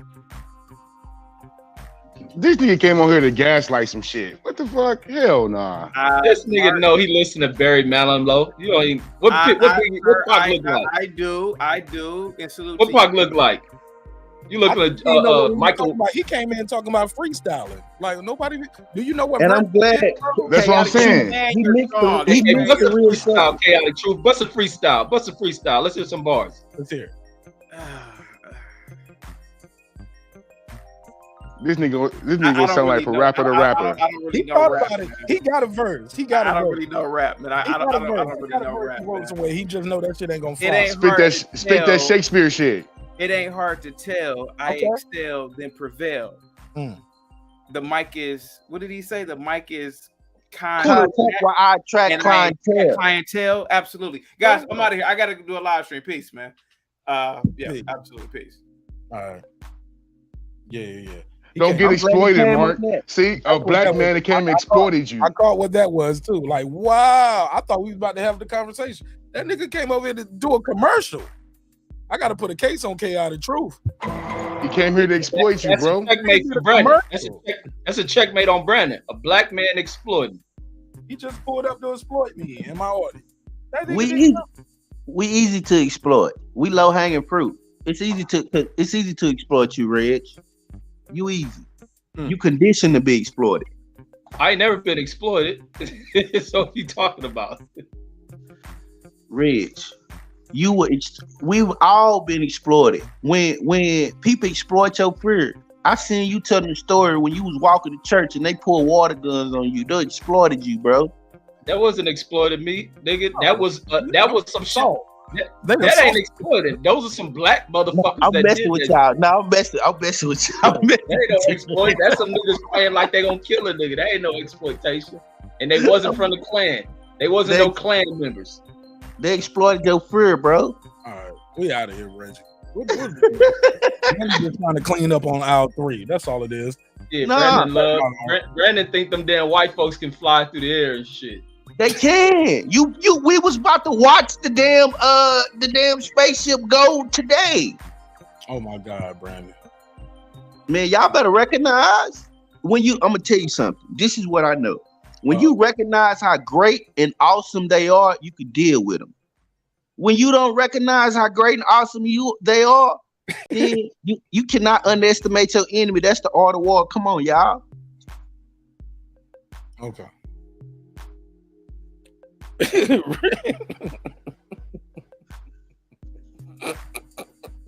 All right. I think, man, you gotta be joking. Reggie, what was that face? Reggie was like, I thought that nigga was chaotic truth, man. oh man, I'm dying laughing. Brandon Washington. What do you mean? They are powerful and they are your enemy. And once you like break that down, I want the specifics. Seriously. Okay, here's the thing. The reason why I believe that white people as a whole are an enemy to black people is because they've shown themselves to be that. I'm not talking about the individual white person that you see every day on the corner. I'm not talking about them as individuals. I'm talking about them as a group. Them people move as a solidary group, but we don't see it because they have certain structures and certain laws. So what I mean by enemy is they have shown themselves to be an enemy to the darker people of this planet by exploiting them, by taking advantages of them, by hurting them, by maiming them, by doing things to them solely based a lot of times on their skin color. Sometimes, you bro. wasn't joking about that shit, Brandon? You were serious? Sometimes. Yeah. Sometimes I wish Brandon was born in California. Nigga, what? You didn't know he was serious? This nigga right here with the green bean? I thought that was a joke or some shit. Man, Brandon, you really are scared of these white folks. Nah, I'm not scared. I compete every day, Reg. I'm not afraid. Here's the thing. I just recognize what it is. I studied him. Man, I'm gonna tell you what this is the teachings of the Most High Elijah Muhammad right here. We'll talk. We'll talk this. Listen to this. This is what we talk. Study the white man because he is successful. He makes no excuse for his failures. What? I hear excuses from white motherfuckers. No, what he meant by that was when he fails, he tries again. So basically, that's something instilled in us as a people. Oh my God, man! Hold on, listen to me. It's basically saying what Elijah Muhammad is basically telling his followers. Look at this man. This man has built a successful world. Look at him. And then when he fails, he basically trying to reinforce to us when y'all fail, don't make no excuses for why you fail. Just get up and do better. That's basically the same. But you can say that. Saying it's some black folks that did that. It's some white folks that fail over and over again. White people aren't just like white people, like in just color. Like it's different countries, races, religion. Like I think you kind of equate. I don't separate them. I don't know how to do that. I'm not smart enough to do that. Wow. So do you ever use the word massa? No, I ain't got to use the word master. Unless they put me in a situation. Boss. If they put you in a situation where you forced to say boss or master, you'll say boss or master. Ain't that right? Oh no. Sometimes I would wish, bro, you was born in California, maybe even like Nevada or so, homie. Bro, I know you got liberty. Saying, hey, he said, "Dudes, I'm in California and it's racist as hell out here, especially here in Southern California." It's on the screen right now. Yeah, it's that's for Mexicans though. We don't tolerate shit. We don't bow down to no other race of people. It's racist because of Mexicans. It ain't no white people though. Mexicans run LA. He said Mexicans run LA. No, they really don't. I just tuned in, and the white man has already took the spite. Like, come on, man. We were supposed to... And Brandon Washington, you did this. We was talking about all black folks tonight, and look what you did with your fear of white. Chris Rock got this joke. He said, "I teach my kids about white." He was like, all the dangerous stuff in the house, I painted white. Anything sharp, hot, pointy, I painted white so they can be scared of white all day. But like, you burnt your hand. See, that's what whitey do to you. Oh, you fell and cut yourself. That's what I do. That's what I do. Like everything dangerous in this house is white. So they feel, but it's a joke.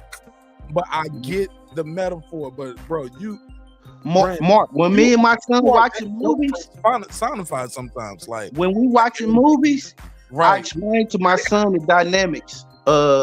Like I see a situation. I say, you see that? You see how they was treated? Was that equal or unequal? Was that right or correct? Nah, that wasn't right. Okay, Be on guard for that, son. Okay, Gotta but do you teach my show son. him stuff? Do you show? Is that all you show to him though? Because if not, you show him all. That's all white. Do you show him shit that happened with white folks and white folks? What I white? don't know On, what you mean. you don't show them white on white crime. Feeling and fear mongering. I don't know Don't raise your boy up like that.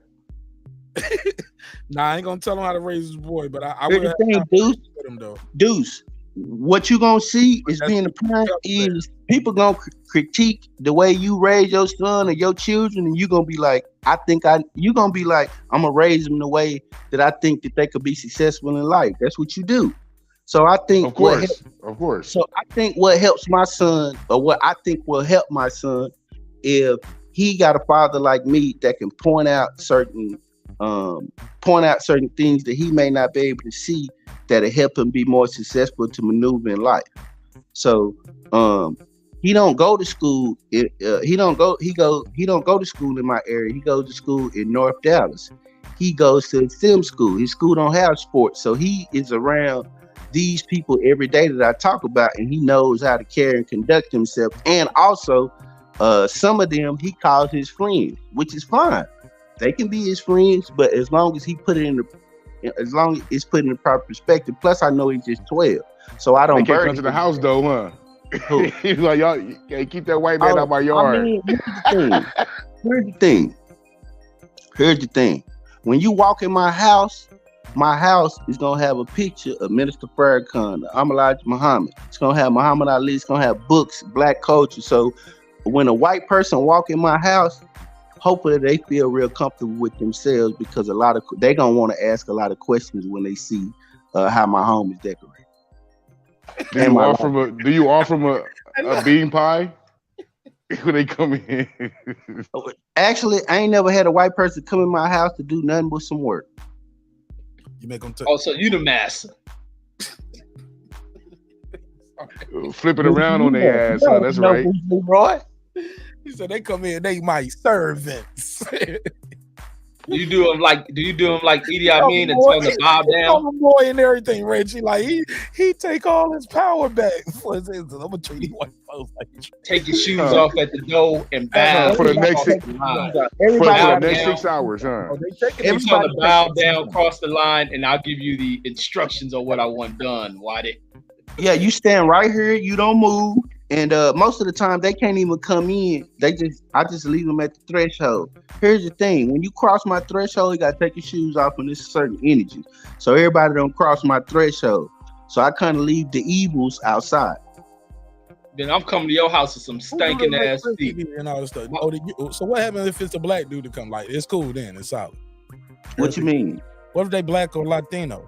Everybody don't. Here's the thing: everybody don't have the privilege of just coming to my house.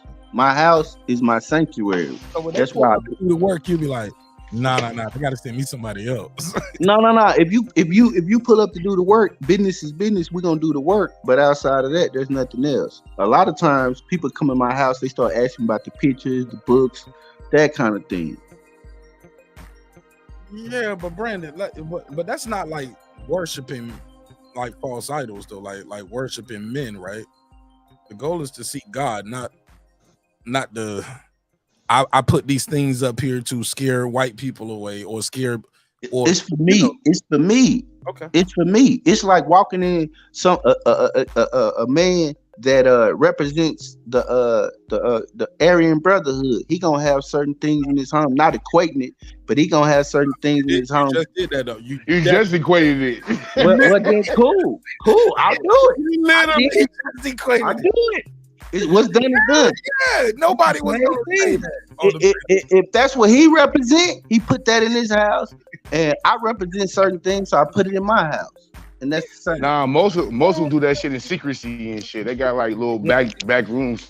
I don't have nothing to hide. And plus, I don't have no literature that's talking about hurting another race of people. That's a waste of my time.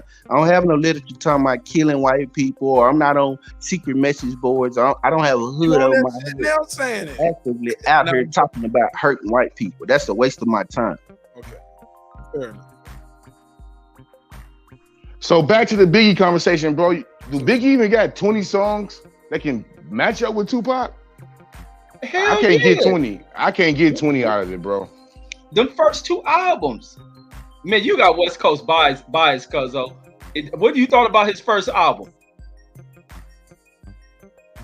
Never heard of it. Hey, play the drop. Wait up, man.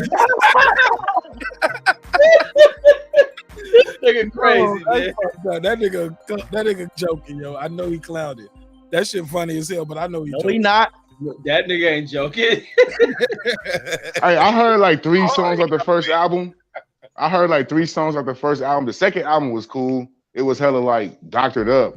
But bro, hell nah, nigga. That first album ain't on shit. The second album way better. Well, look, if y'all want to call in and voice y'all opinion about this topic, 470-705-9507, 470-705-9507. Got my boy Deuce Signs from the West Coast. Got Brandon Washington from Texas. Reggie in Vegas by way of California. And we just here chopping it up about this topic. You're more than welcome to call in and join the conversation. And the topic on the docket, we're still asking. Joe Budden did his podcast, and he basically said Tupac would end Nas and Biggie. So that's what we had with it. That's what we're talking about. But you're more than welcome to join the conversation. Let's keep it moving. So my boy Deuce, he's on the West Coast, and he said when it comes to that Biggie first album, you said you weren't fucking with it. You didn't like no record from it. Like nah, bro, I didn't listen to none of that shit, dog. Keep it real. 94. It was all. I used to leave, bro. They played that shit in California. I heard it in California. Singles though, bro. Like I'm from the CD player Walkman, bro. We listen to fucking radio. Like you driving somewhere or something like that, but you put your own music on, bro. And well, nobody putting on no Biggie. You know what I mean? Bad Boy can pay for all the spins and shit and all that, but niggas wasn't going out there buying that shit, bro. Trust me. Especially in 94. That was Warren G. That was Eazy-E. That was Above the Law. Wu-Tang.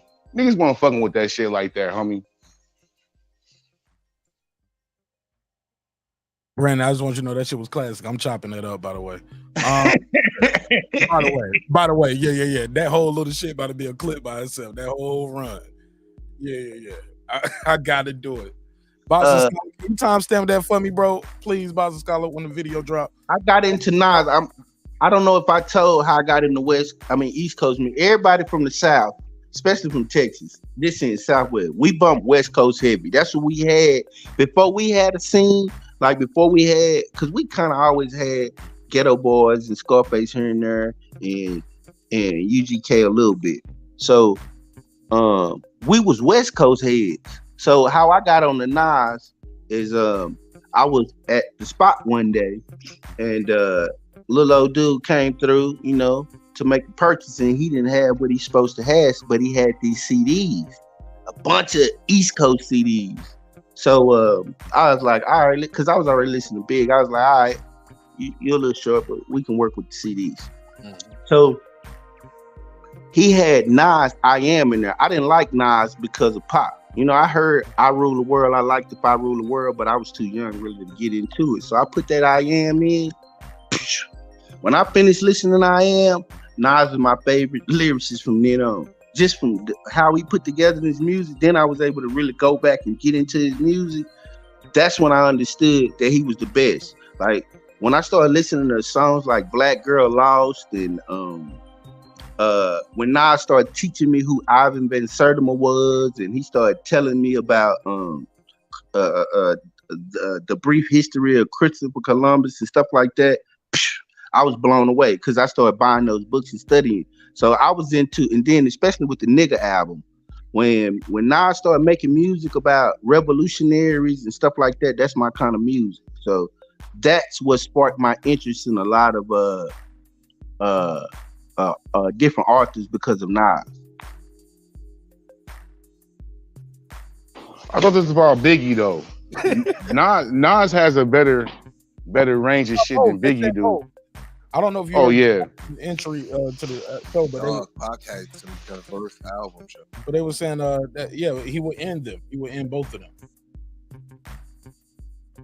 He'll end them with just All Eyes on Me though. Like it's not even comparable, bro. The range, the feeling, the heart, all that shit that Pac had, it's not even close, bro. You don't have to be no lyrical gymnastics and all that shit to make a good song. A lot of people don't like that shit. That's why backpack rappers don't sell.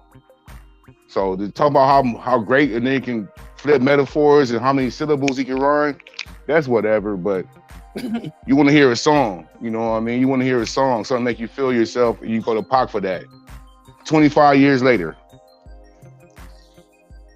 But it's the same with the other two artists as well, though.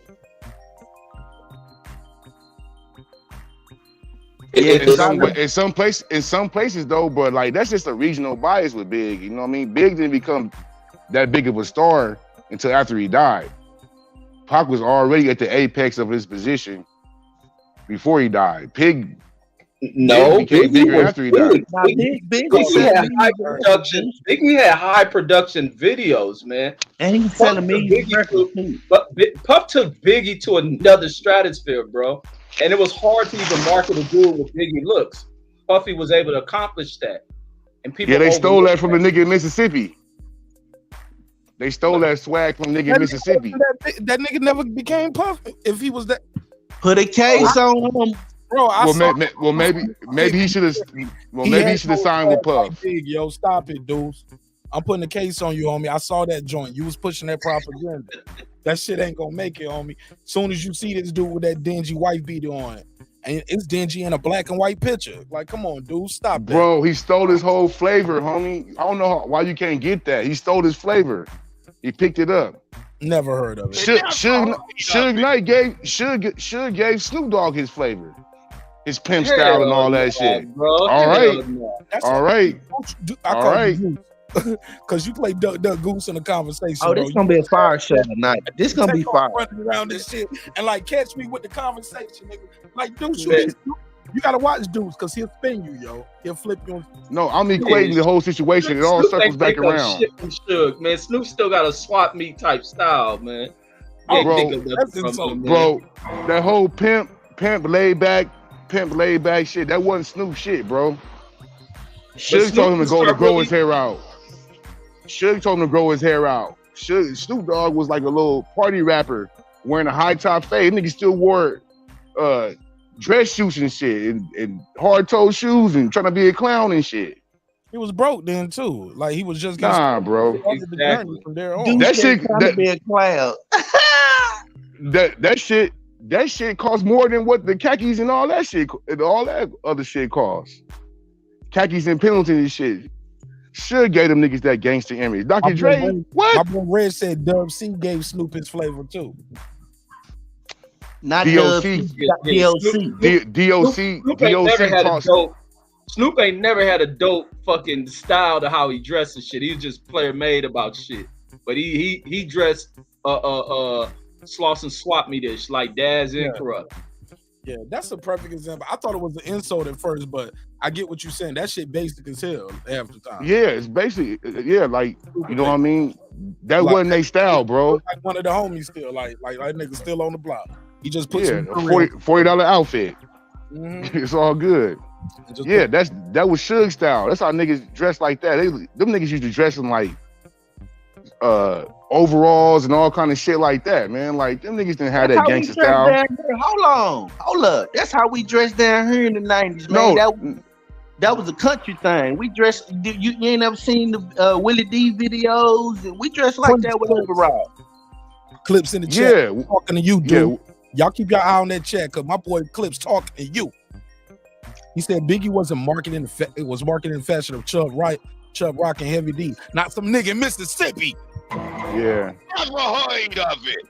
Talk to him. Yeah, right. I can't see it. I believe old boy going to Mississippi for style neither, man. No, bro. No, oh boy. Go ahead, Deuce. Oh boy, send his shit to Puffy, bro. He sent his demo tape and all that shit out, and they heard the shit, and then like, okay, we gonna do that shit. The Snoop Dogg and them did that shit to Tupac. That was common practice back in the 90s and all that shit. That was common practice, bro. Somebody sent a demo tape in there. Somebody sent a demo tape in there, they'll strip that whole shit down. Nobody ever heard of you. Well, they'll bury your shit. It ain't like now. It ain't internet. It ain't YouTube. It ain't. I could put my story out. Back then, nigga, you just buried it in your town. You just send a dope ass tape to somebody. You know what I mean? They just stole your whole song. That shit was common practice in the 90s. Tupac scrapped his whole album. Okay, but that Thug Style album. But you gotta look at like a Pac and fucking Biggie type artists and Nas. They ain't about to use nobody else shit. Like fucking Erykah Badu said, they artists and they sensitive about their shit. You ain't about to push nobody else shit. Bro, they did that shit all the time. Dr. Dre is famous for that shit. Ice Cube is famous for that shit.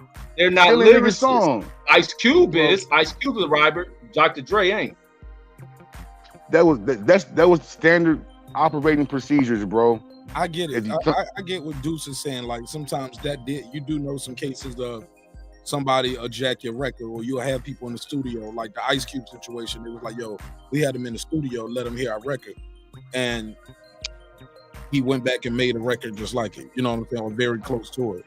Even Dale the Funky Homo Sapien wrote that Wicked song. Ice Cube stole the whole song from him. It's like one of Ice Cube's best songs. He stole that shit from him. Like that shit is not. Well, a lot of artists still. I mean, Rihanna done stole like half her career. No, R&B is different than rap. No, it's not. R&B is way different. You have to write no, it. R&B. It's not in the fact that you stealing songs. That's all I'm talking about. Is I'm using the correlation of stealing songs. That's it. No, R&B is different than rap. Half of the R&B has reference tracks. Like 80% of them have reference tracks. None of them really write their own music. What? Rap has reference tracks. Rap, yeah, now. Because like I say, it's standard operating procedure. No, Ice Cube was doing reference tracks. Niggas was doing reference tracks back then. Biggie reference track leaked with Lil Kim. Remember, that's why he wanted to beat up DJ Clue. Y'all ain't never heard the Biggie rapping Lil Kim hardcore where he talking about I rub on my titties to touch my pussy. Yeah, I know what you're talking about. We know what you're talking about, but we need you to add it out. Pause. Brandon making a different type of movie. Okay, that's what we do. Let's do it. That's what we're doing. Let's go. Oh, it's on, Brandon. It's on tonight. Happy birthday to Brandon, yo. Happy birthday to my good brother. Merry birthday, brother. Thank you, man. Thank you. Happy holidays. Happy birthday! Yeah, everybody in chat, say happy birthday to Brandon. I'm 27. Man, paint the cake white. Brandon, you don't eat. Brandon, you know white cake with definitely white not. No, I don't like frosted. No, angel cake. No, definitely not. I don't like angel cake. Cream on my cake. He don't even eat shit cooked in white flour. Nah, man. Put that chicken in some wheat flour. That flour need to be brown. That nigga gonna burn the flour in the pan. You bring that nigga a white cake, he gonna set that motherfucker on fire. Watch it. Hey, you burn that shit like the Klan do a cross in the front yard and shit. with the white groomsmen on top.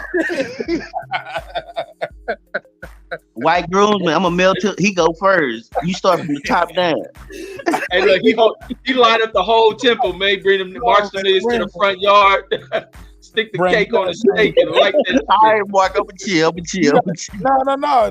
Look, this is juice. They gonna get mad at me one day because they gonna be like, and you were laughing. I was like, shit, I can't believe he said this shit. We live. But this shit funny to me because I get I can see the joke in it and how far you're going. It's a little strange. But Brandon, like you can't be that guy. It's almost like he's a character of himself, like in this. You get what I'm saying? The extreme of it. I'm dying laughing. But what's up, sir? Senior? What's poppin', homie? What's up, man? What's good? This is a great topic, man. I hate to say this. I really hate to say this. I hate to say it, but I agree with him, man. I agree with Budden. I agree with him. I thought I would never say that I unequivocally agree with something he had to say, but I agree with him. Pac kills Big and Nas. He kills them both. Man, I thought you really had something, man. Like easily though, like it's not even debate, bro. That's like USC versus fucking Alabama. It's not even a debate, homie. Like it's a smash down. It's like the greatest college football team of all time. 05 USC. Like it's not even a debate. Like Tupac versus Nas. Whoa. The greatest football team of all time is Texas Vince Young. That beat that's USC. 06. 06, yeah, bro. They better. But barely beat us. Barely the fourth quarter. With the greatest football game. Joe. I never seen barely in the record books. Barely. With the greatest football game a quarterback has ever played. So you know and y'all needed that.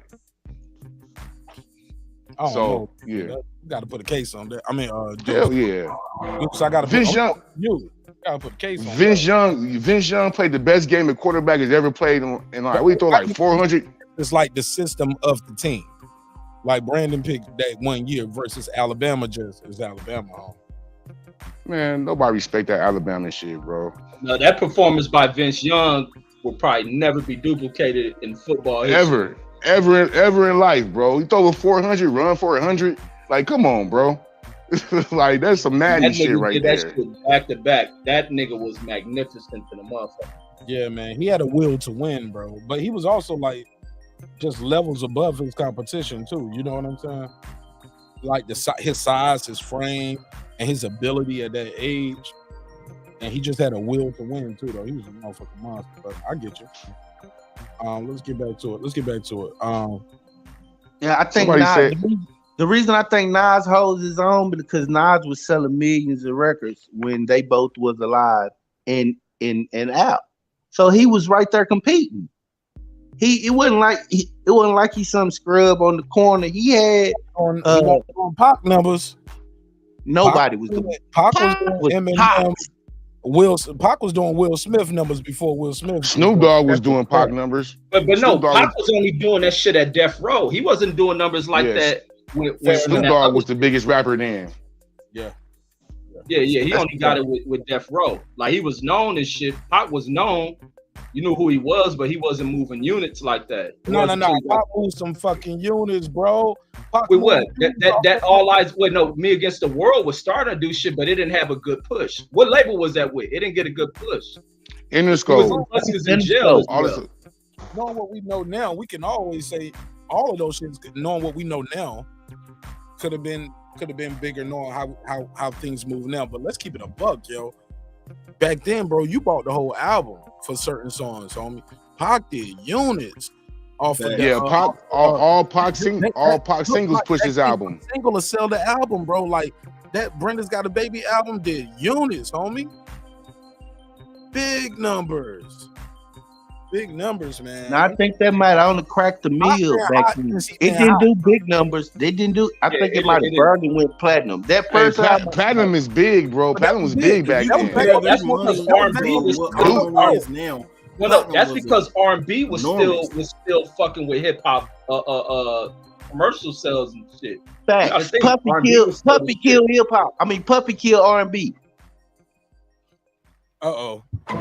My boy Try Burrow in the chat somewhere smiling. My boy Try Burrow can't stand Puff. He was like, he ain't nothing. He ain't did nothing. He ain't never did nothing. Like boy, he be going that. I was like, he sold 80 million records. I mean, over 100 million records. I forgot the number now, but it's like he sold over 100 something million. It's like some niggas can't sell one. It's hard to find one hit artist. Puff kept finding hit artists after hit artists, but then you realize, he's making them a star.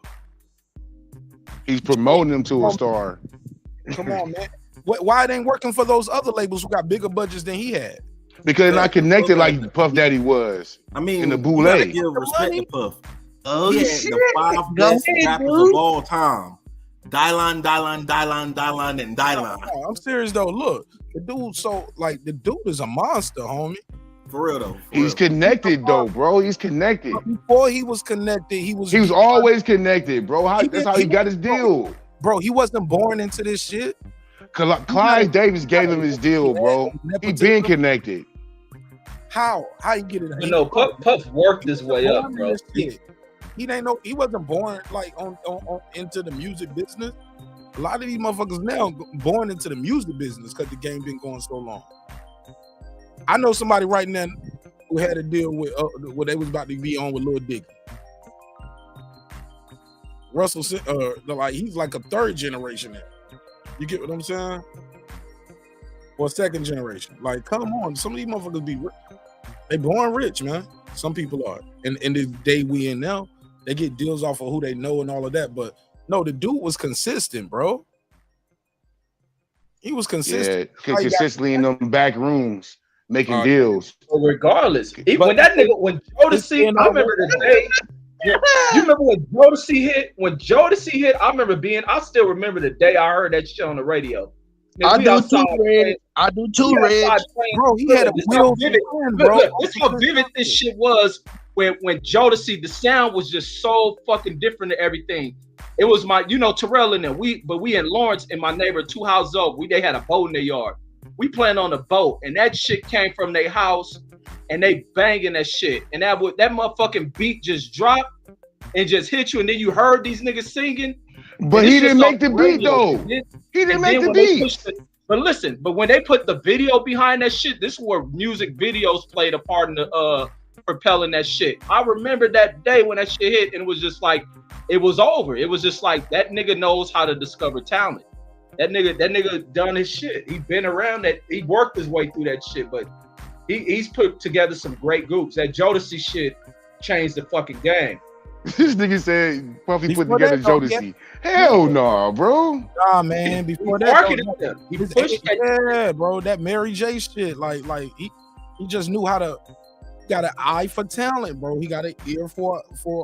He got a vision, bro. Facts. Or he has a window to push that vision through. R&B without bro. A lot of people had it and didn't do nothing with it, man. A lot of people, bro. A lot of people ain't be connected like Puff, bro. You can't say a lot of people had his height. Hold on, you don't think Ludacris is connected? Connected how? I want to hear this. Like connected. Puff. This is getting good. Connected how, Deuce? Please explain. A lot of motherfuckers that's connected that they can't connected break. How? I remember Paris Hilton was trying to do music. This shit just didn't sell. It won't good. So it's a lot of people that are connected and they just can't sell the record, or they can't find talent that and bring them and make them big stars. You can name a lot of them, bro. If it was that easy, you wouldn't have so many flop record labels. They don't let it. It ain't that easy to get in that door, homie. It ain't that easy. They don't let everybody in that door. You gotta be able to play ball. And Puffy play ball. It's a lot of people in that door that's connected, bro, and they play ball. They ain't still got the axe though. They can't keep hitting like with several jobs. He don't still have the axe either, bro. You heard the bad boy curse? You sell your fucking soul to make a platinum song and then you done for? You never heard of that shit? Selling your soul. It's the artists lose sight, bro. These artists turn to Adrian Broners, man. This nigga made his mark by bringing the right. When he talking about, did he get fired from Andre Harrell label? Yeah, because he's trying to beat Andre Harrell. He learned that's a mentorship. No, because he was feeling himself, because he was A&R.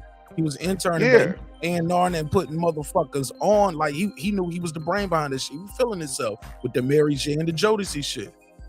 He was feeling himself. But what happened from that though? Motherfuckers he created his own record label and got a damn distribution deal right after that. And so would you say the Locks wasn't hungry? Would you say and he eclipsed and ruined Uptown Records. That was part of the big. It was the worst mistake they made, but it was the best. It was the best thing for the music as we know it today, bro. Yeah, it was like he got out the Bob Arum deal. Nigga became Floyd. Damn. Nah, he became Bob Arum Part 2. Hit the bell for that one. Good analogy, Reg. He became Bob Arum Part 2. He didn't fucking become Floyd. This dude been exploiting people. Circle back to that the whole damn time. Bro, his perfect example is the Bob Arum, because some people got one of his artists as one of the GOATs on some Ali shit. Some people call Pac the GOAT on some Ali shit. But you get what I'm saying? He got a guy who's arguably the best ever did it. And without him, the world wouldn't hear that music or that catalog. Without him, we didn't get Jodeci. That's false, bro. That's false. Album. See, Deuce, that's exactly what I'm saying. When it comes to capitalism, you have to take the fucking to get the money. Nah, man. Damn, this nigga don't win there. Well, I don't think he meant literally. But you know, I mean, he is right though. You talking about Puff? I gotta say it. You know how they be saying. Yeah. Well, maybe he did. It's a double entendre. I know Brandon Washington. This ain't my first conversation with Brandon Washington. Okay? I know what the fuck you mean, and I know what he say. What you mean? Fuck you mean? I was trying to save him, bro. No, right? I know what he meant. That's why I put a case on him. But I'm just saying, man, like, and that's another thing too with people. Like, whenever you're successful and you're black, you had to sell your soul. You had to fuck dog. Look at the blood Puffy has on his hands, bro. Come on, bro. Hold on. Let's be clear though. Some of these artists, they just had beef in the group, like 112. Then you had the girl from Total. One of them had a baby. The other one found religion. Craig Matt found religion. One of the artists went out there and killed somebody. Another artist out there went through his bag, and then he out there robbing people. God bless the dead to both of them brothers. But like it's unfortunate that we know what we know now. But I don't hear people say that about Leor Cohen. Well, you ain't listening hard enough. Because they always say that shit about Leor Cohen. Liar Cohen, whatever his name is. Nah, people. Look, Irv Gotti's praising him in his documentary. But so you take what Irv Gotti got to say? No, most people don't say that, dude. Dame said that. Most people don't say that. Dame said Mary J. that. Blige is over there. You don't equate Mary J. Blige to 300, but she on 300 last time I checked. But you get what I'm saying. But you think of 300, you think of Young Thug. You think of OMB Peasy. You think of like the famous Dex. Who else? Who are these people? Who are these people you talking about?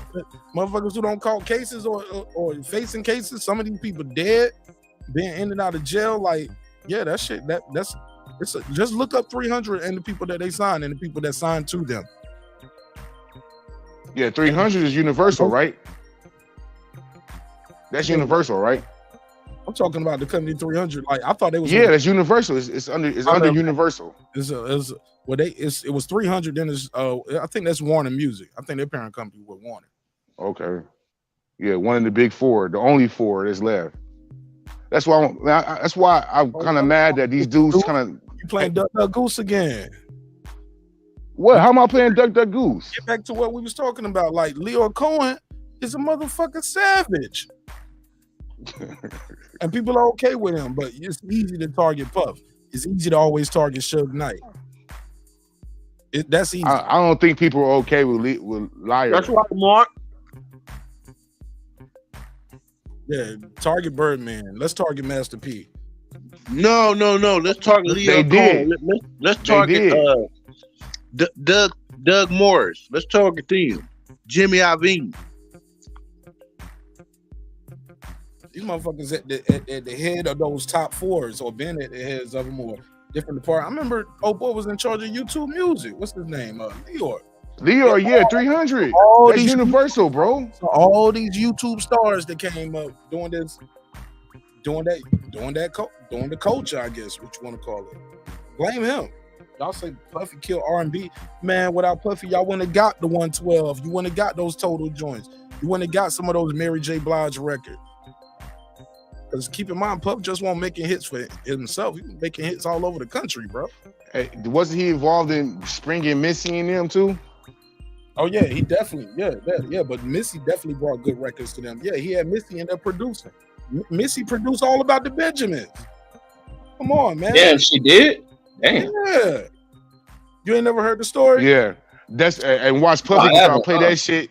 Puffy gonna try to play that shit in his verses like he had anything to do with it besides turning the speaker on. Hold on, let me rephrase it. She A&R'd the record. Puffy produced it. Missy A&R'd the record. Bullshit. That nigga that produced shit, man. No, the producer is the person who puts it all together. The producer, the person that pay for everything. That's the producer. I produced it. I put now we cutting it up like that. No, that's what a producer is. You're a producer. For sure, bro. And people discounted. Puffy knows music, bro. He know how to get in there and do this shit. No, dudes think a producer is a beat maker. That's different. Right. Bro. No, bro. If you don't have nothing to do with the beat, all you doing is telling somebody, hey, hey, play this part. Nah, bro, you ain't producing no fucking record, it's no bro. different than Barry Gordon when he used to do that shit. He knows music, but a lot of shit he ain't touch on. It's called executive producing. I'm the executive in charge of production. Executive producer ain't the same thing as producer, bro. You trying to play semantics. All together, because I'm gonna tell you what the producer does. This some real shit. No. The producer, I'm the producer, right? So you know what I do? I call Icon Studio, say I want to book a session. I book the session. Either I'm paying for it out of pocket or the label's gonna pay for it with the budget, right? The producer, I get the songwriter in there. The producer, I get the artist in there. I get the right artist with this guy right here, and you guys gonna work on this song, and this is the music. Or I tell the guy who made beats, look, this is the sample. I want you to make this a beat right here. Make a beat out of this. Bro, that's you cutting hairs, bro. You splitting hairs. I tell you all the jobs. This is what the producer does. I know, bro. But you trying, but when he come out here, I make the hits. I make this, and that's not what he's saying. I make hits. That's not what he's saying, bro. That's what Puffy does not make hits. He does make hits. He puts the right. He doesn't make the actual beat though. He puts the right artist on the right beat. That's producing, homie. He's not making. Nah, bro, you trying to split hairs, bro. Even Dr. Here, what did you hear? Even Dr. Dre, he do gotta make. Even Dr. Dre. You heard the song, right? That song was put together. It was produced. Yeah. It was packaged. It was put together. Somebody put that together. The artist didn't do it by himself. The beat maker didn't do it by himself. The engineer didn't do it by himself. I produced the record. Even like Dr. Even people say you have the song. I'm just trying to give you the facts, bro. I feel you, bro, but that's not the point. That's not the intention of it, though, dog. Even Dr. Dre, people say he put his name on shit.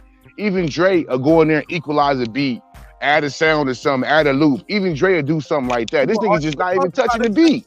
Hold up, that was the same shit they was mad at Puff about. They was like, yo, no. Dre will do it. They was like, yo, the beat will be done and finished, and Puffy would come in there and he would add like just a hi-hat to the shit, or take a hi-hat out, or change one little thing. But since he's the big name and he produced it, he added something to the beat. Niggas do that too, but nowadays you ain't even got to do that. A lot of people didn't do that back then.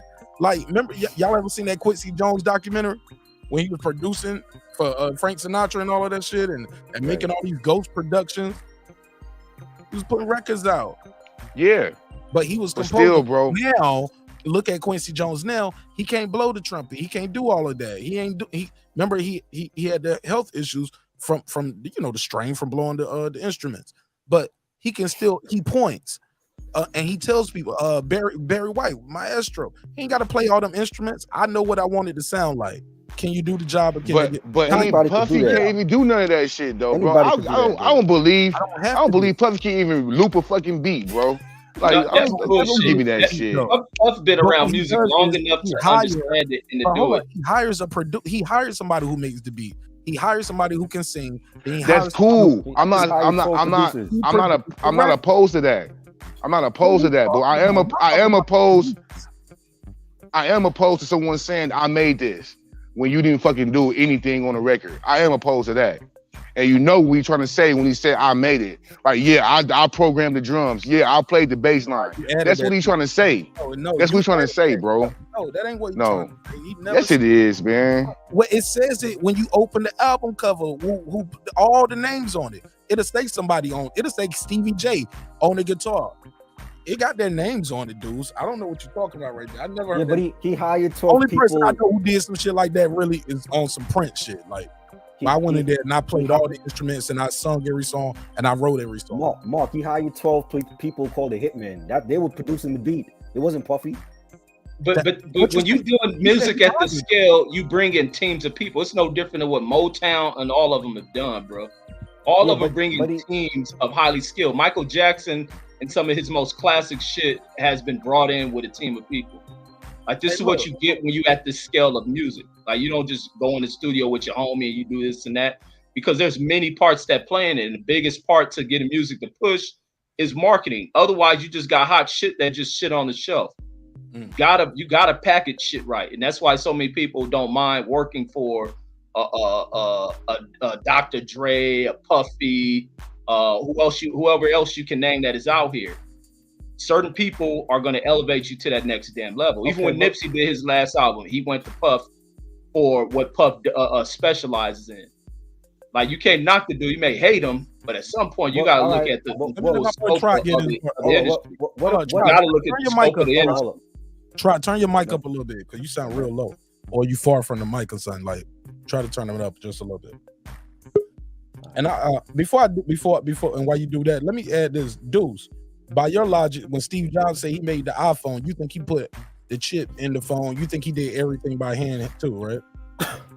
When Steve Jobs produced the iPhone, or Bill Gates produced one, he did every little icon, put every little chip in the phone. He did it all himself. Come on, Deuce.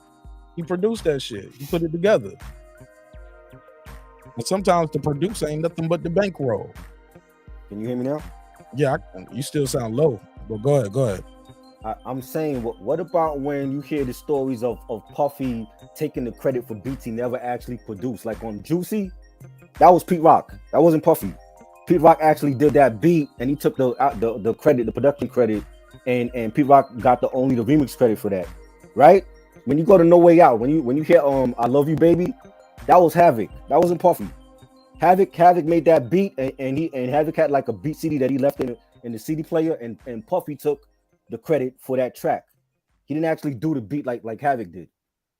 What you mean he didn't do the beat like Havoc did? What did he do? He only took the album credit. This is what he do. He took the album credit for the production. Havoc did the beat. That's Havoc's beat. Because when Prodigy heard it, and Prodigy talked about it in his book, when Prodigy heard the beat, he was like, yo, that's Havoc's beat. Puffy took the credit for that. He took the beat, or he used the same sample? He took the beat from the beat CD that was in Havoc's CD player at the studio. The same sample, or yes, he used the exact. The only thing he added was he had Stevie J play like some piano chords over it. But that's Havoc's beat. Why did I have to dig for that for you to tell that? See how you was trying to omit that out the story? No, but I'm saying he didn't actually produce. Is it right? No, it's wrong. I get it. Did they sue him? Did they? What happened with that? Did they confront him on it? I don't know. But my whole point on this, my brother, it's a story like that out there probably for everybody. What you guys are trying to do sometimes seems like y'all trying to erase this man's legacy. No, like I'm if you not. take him out of hip hop or the music industry, this whole shit wouldn't look different. He was good for what he did, but he's not an actual beat Legend. maker. Like I said, no, legend. I'm not saying he's not a legend. I'm saying no. You did say that. That's how we got here. Listen, I'm okay. Look, he did. I know what I said, Mark. I'm just saying he's not an actual beat maker like Primo or Pete Rock. That's what I'm saying. He hired 12 producers of the Hitmen to make the beats, and he just took the album credit, the credits for the production. He's the producer. He's the executive producer. You got right. Their names. They did get song credit. Like that's how we know who they are. That's how we know who they're D. Angela. Right. We know Stevie J. Not all of them though. Not all of them, because Pete Rock even put out a video. Guys, you just brought up 12 of them. I know, but I'm talking about like when he took the credits for Juicy. Pete Rock made a video on Instagram and put it out that he never got the credit for the Juicy beat. That's Pete Rock's beat. That's what I'm saying. Okay, well, Pete Rock be out here saying a lot of shit. He was saying he didn't produce for Cannabis, and then Cannabis lawyer put out the damn emails of him working with Cannabis. Right, he did work with Cannabis because I heard it. Yeah. But he lied about that, and he got caught. He didn't expect the lawyer to put out the emails. Right. I'm not saying Rock been out here. He got mad because Puffy said Chocolate Boy Wonder the other day. Like, come on, man. Like you, like that dude can't say Chocolate Boy. I know a lot of people who say that shit. Like, it ain't his name. But come on, bro. You got to stop that. I'm not saying. Listen, Puffy. He did what he did. He was good for a moment. But like, I think people just lose their mind. Like he's some great, like think of all the artists that was on his label that left his label because of either tragedy or he was robbing them blind. The Locks have to have a fan petition. You think artists come in the game and they stay at the same record label? Some do. Some do stay at the same record label. Name some artists like that. The best and the biggest ever never started and ended at the same record label. They always end up going somewhere else. But that's if you look at his whole roster, he had the same problems with his whole roster. Every artist. No, everybody didn't have the same issues. Somebody died and got murdered. I don't think that happened with more than once. Who else got murdered? Well, I'm saying like he had all these tragedies more than once on that I'm label. saying, who got murdered though, other than Big that I'm missing? Nobody else that we know of. I'm just saying. So Man, you why just did don't you like Puff, bro. Okay, then you had Craig Matt leave. No, I like Puff. The biggest thing that happened to Puff Daddy, and the only thing that you can keep consistent with him is he had three groups or three sets of people that they found God, they found religion, or they left the music business for religion. So you don't Matt, see religion. The girl from Total, religion. Mace, religion. You don't see a pattern. Somebody. You don't see a pattern with his roster. Somebody turned himself in Marq, for come murder. on, man. Like no. I'm just saying these are facts. What you mean? Come on, man. You don't see a pattern with his roster. Every artist on his roster, he has. We just know his roster better because he had all stars, or they all had big records, and it's a small roster. But if you put a microscope on Atlantic, Interscope, Warner Brothers, you're gonna see worse shit than what happened with him. You should be looking at Leo Cohen a little bit different. What happened to all Leo Cohen's artists? Because it's a longer list and it's a lot worse. You can go to Steve Rifkin. Like when he was at Steve Rifkin, it's a longer list, and I'm just saying you can put a microscope on anybody's roster. People die, bro. It's life. But Puff had people leave the music business for religion, homie. Like, and I'm sure So how do you think when Mace tried to come back? When Mace tried to come back and he wouldn't let Mace sign with Junior, what was the excuse then for that?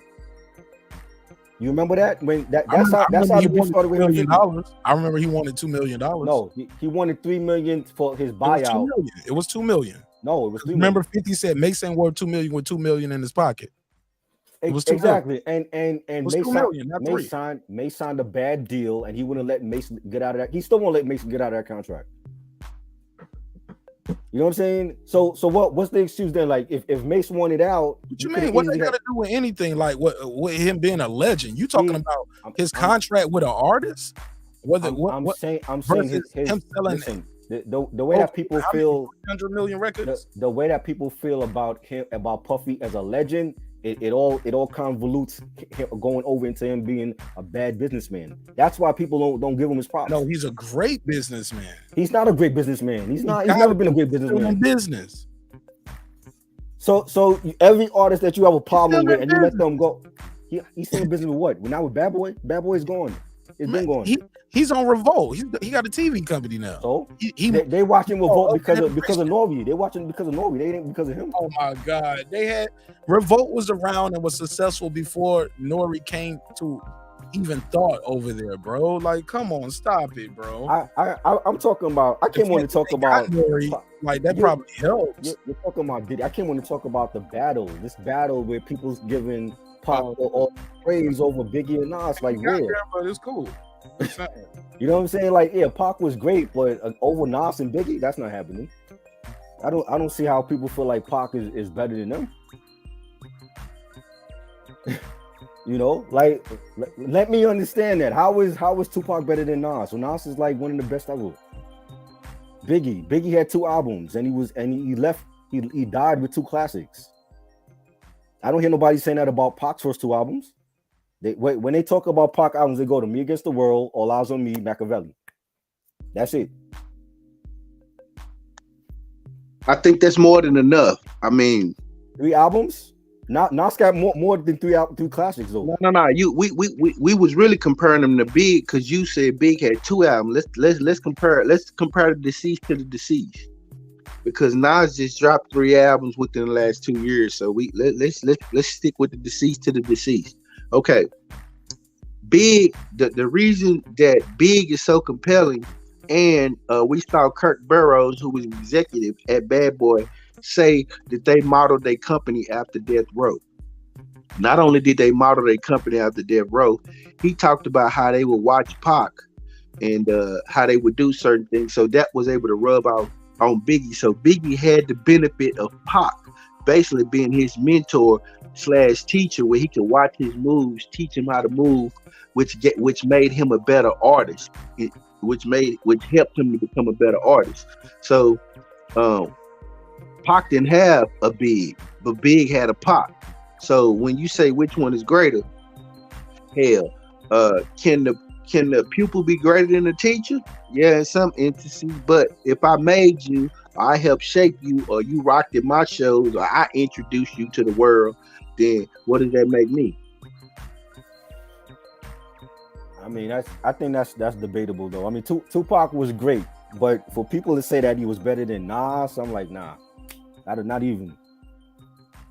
And this is not even a coastal thing, because I've come on here before and I see a lot of West Coast people, saying, oh, the West Coast was all great, and so the East Coast don't have no legends, right? We just all trash. I'm from the West Coast, and I don't always say that.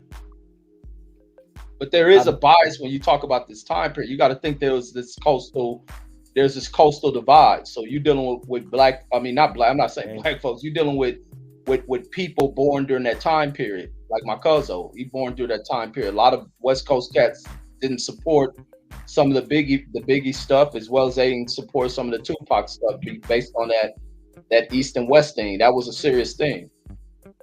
And that's something that you didn't hear until they started beefing. Before then, you didn't hear nothing about that over here. Like, we were bumping Humpty Hump and Digital Underground. We were bumping Cypress Hill, Yo-Yo. We didn't hear nothing about the coastal beef until two MCs. Well, that's not true, because that shit started from what New York DJs wasn't doing. Nah, they were playing Cypress Hill over here. I played Cypress Hill from day one. I'm a huge Cypress Hill fan.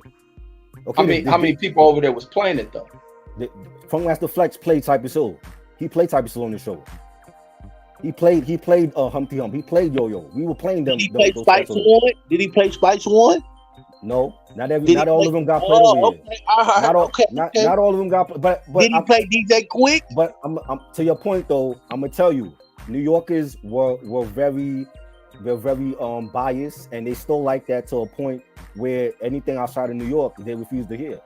And that's where the feuds start. You even look at the disrespect a group like an Outkast to get at the Source Award. So it wasn't so much of a West Coast star in that. It was a lot of what the East Coast arrogant and them being the Mecca and not wanting other people not wanting to share the space with other people, and that became the problem.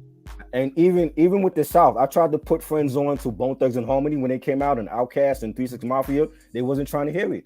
And again, that just goes back to the East Coast being biased and being stuck in their ways, and refusing to listen to what else was popping outside of New York.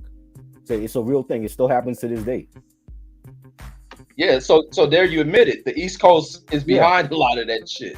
There was. So, and that's what created the divide. A lot of West Coast cats who wasn't, and it's unfortunate because once I start picking up on, I'm like, damn, these motherfuckers over here is dope as fuck. I didn't get that until I go to the military and I'm dealing with people from other coasts. But outside of that, I've just been West Coast music listening like a mug. People wouldn't play East Coast shit off of that ignorant bullshit, which affected the industry, affected a black art form.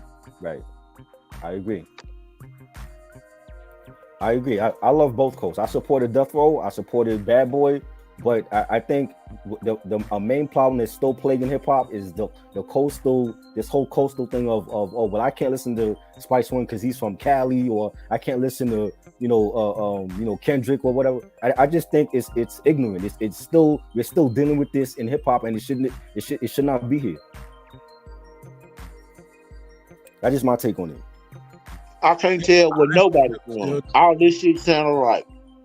Yeah, I ain't know niggas was still on that coastal shit like that. Cause a lot of times you can't tell. Like, it'll be somebody from New York sound like they from Atlanta, or vice versa, or they might be from Cali and sound like an East Coast dude, or Florida sound like a Cali or Atlanta dude. So, like, yeah, a lot of that shit be sounding. I agree with Brandon. A lot of that shit be sounding alike, like with the beats, the way the drum, the metronome, the hi-hats, the rolls on the hi-hats.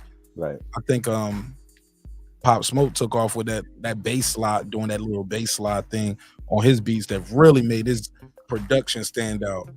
And people was trying to make those Pop Smoke beats. Everybody had those Pop Smoke sound alike beats, like on YouTube. So it is what it is. It's gonna be what it's gonna be too. Like, nothing new is under the sun, right? Right.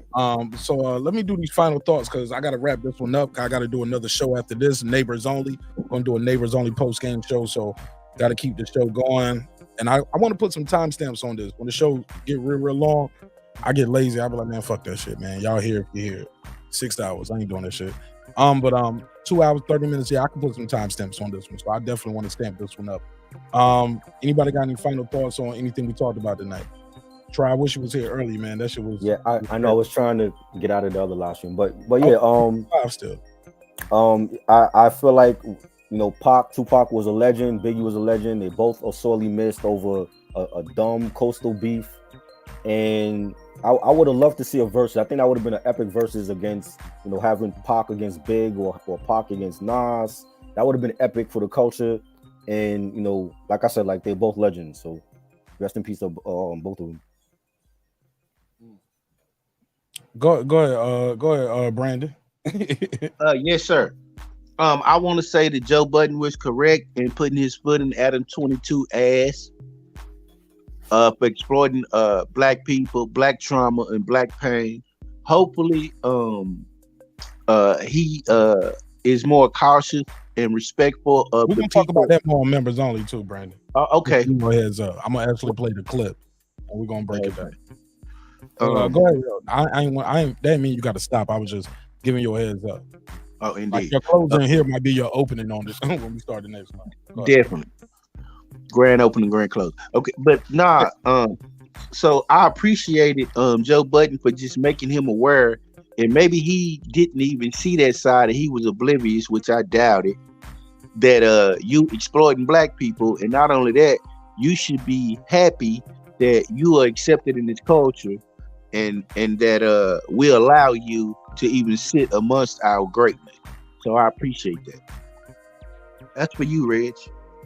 Oh shit. Nigga Brandon, man. Shots fired! Shots fired! Ain't nothing Joe Budden said gonna change this dude, man. Joe Budden is full of shit. Joe Budden's always he's cyclical about shit. He's up and down with a lot of shit. I don't even know his point of bringing that shit up. Was he interviewing Adam 22? But it's like, yes. Yeah, okay, he was interviewing. I played the interview early.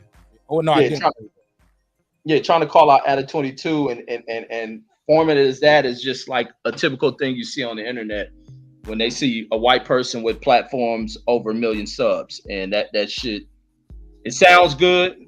It hits at the heartstring of people who play that, who will play that shit, but it just ain't the case. That's why I say some people lose the point on when they want to address racial shit, and then when they attempt to it, they fall flat on their face. I don't think it's a race thing when addressing Adam 22. If it comes up, then yeah, you address him. But because he's doing numbers off of hip hop, question the people why they go over there, why they feel more comfortable doing interviews with him. That's a bigger issue to me than saying he's some racist, because I don't see him exploiting hip hop. And these are the people he associate with more. Maybe he doesn't find anything of interest dealing with people of rock and roll or BMXing and this and that. The people he's making money and helping to generate a lot of money for him and changing their lives are black folks. So I don't see what exploitation, because AD's life has changed. T-Rail's life has changed. The dude from Idaho's life has changed. The girl Gina, all of them. So where's the exploitation? He's making these folks other money. Otherwise, they'll probably be trying to get out the damn streets and grow on their platform so they can get off the show and do it on their own. So did Joe Budden look at it that way? No. He just wanted to play to an audience that he thought he can get on Adam 22 as being someone exploiting the culture. No. The culture ain't the culture anymore, and but that's my thought. It's a great show. You didn't even hear this shit though. You just hold up, Reg. Hold up. No, because I hear a lot of people say that shit about Adam 22 or even what's his name, Vlad, the other one. Right. But a lot of times people having issues with black folks going over on these platforms. Why you can't do it on the Brothers channel? Why you can't do it there? A lot of these black folks don't want to go on these black channels because of the same bullshit you see within the boxing association and shit. The same thing I see a lot with our channels. I can, like I said, I like to watch a lot of shit on. I watch that's shit. the dumb shit Bud said. Bud said he ain't going on black channels because they gonna support him anyway. So which is dumb. Bud was writing a lot of shit he say, bro. But Bud What's does wrong? do interviews. No, it's not wrong, Brandon. You pick who you gonna rock with. It's the same thing. You see, Bud says that shit. But listen, Bud has done interviews with black channels. I think his last interview has been with a black channel. He was on another one of the other brothers' channels, Sean News channel, doing where he came in there real quick. But so people can't play that. He don't want to deal with a lot of these Negroes on here. It's messy. Now I gotta sound like chaotic. Damn, Reggie. Let me sound like chaotic falsehood. I'm gonna sound like chaotic falsehood. A lot of these Negroes on here. Reggie Truth, Reggie chaotic Reggie. He said chaotic lies, chaotic falsehood. Yo, I gotta chop that up too. Chaotic Truth came over and did a commercial in this bitch real quick. Then he. Yeah, oh my goodness. Hey, you should go on that nigga channel and advertise your shit. I'm gonna see if he and I'm gonna just. Hey, but like I was saying, a lot of times people ain't comfortable doing shit with certain channels because of the type of shit that a lot of these dudes drum up. Like you don't want to be part of that shit. What look on YouTube. Look at everything you see with Negroes. Bro, it can't be no messing in the shit that DJ Vlad and Adam 22, they playing they shit in courtrooms and shit. It can't be no messy than that. Goddamn. No. They're playing. Listen, Brandon. They playing what in courtrooms? Not from them niggas being messy. From these Negroes going in here talking about, yeah, Vlad, I went over and shot that nigga up 22 Okay, can I ask you a question? Then I dumped the key and I put it in the safe. My combination number was 30. Turn it to the left and forward, and then back to 20, and then like put a case on their damn self, Reggie. I said they put a case on their damn self. Exactly, bro. Okay, but if they was on, if I was interviewing them because we done dealt with criminal element, we know how to, and we know how our people, we gonna be like, hey, bro, you going too far. I'm gonna cut that out. I'm gonna protect you, or I'm not even gonna add. Man, Brandon, they let the president Donald Trump say all kind of shit. Let me just put a button in there. Let me just wrap it up.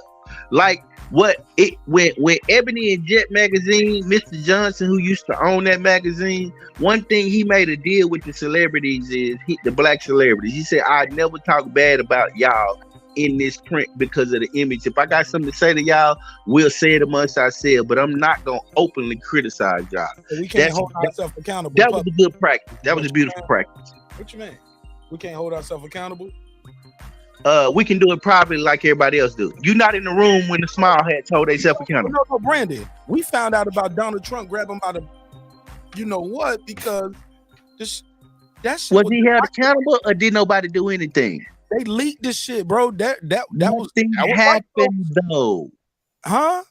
They didn't do nothing. It was a hot mic. They could have took that shit out. That won't live. Listen to me. They released that shit. Nothing happened. Brandon. But you missing my point, or you hear the point and you just it's consequences when it comes out from white folks, Brandon, and it's white folks that's putting them in jail. These are white judges and white prosecutors prosecuting white folks too and putting them in jail, reporting these stories about them all over the world. What are you talking about, dude?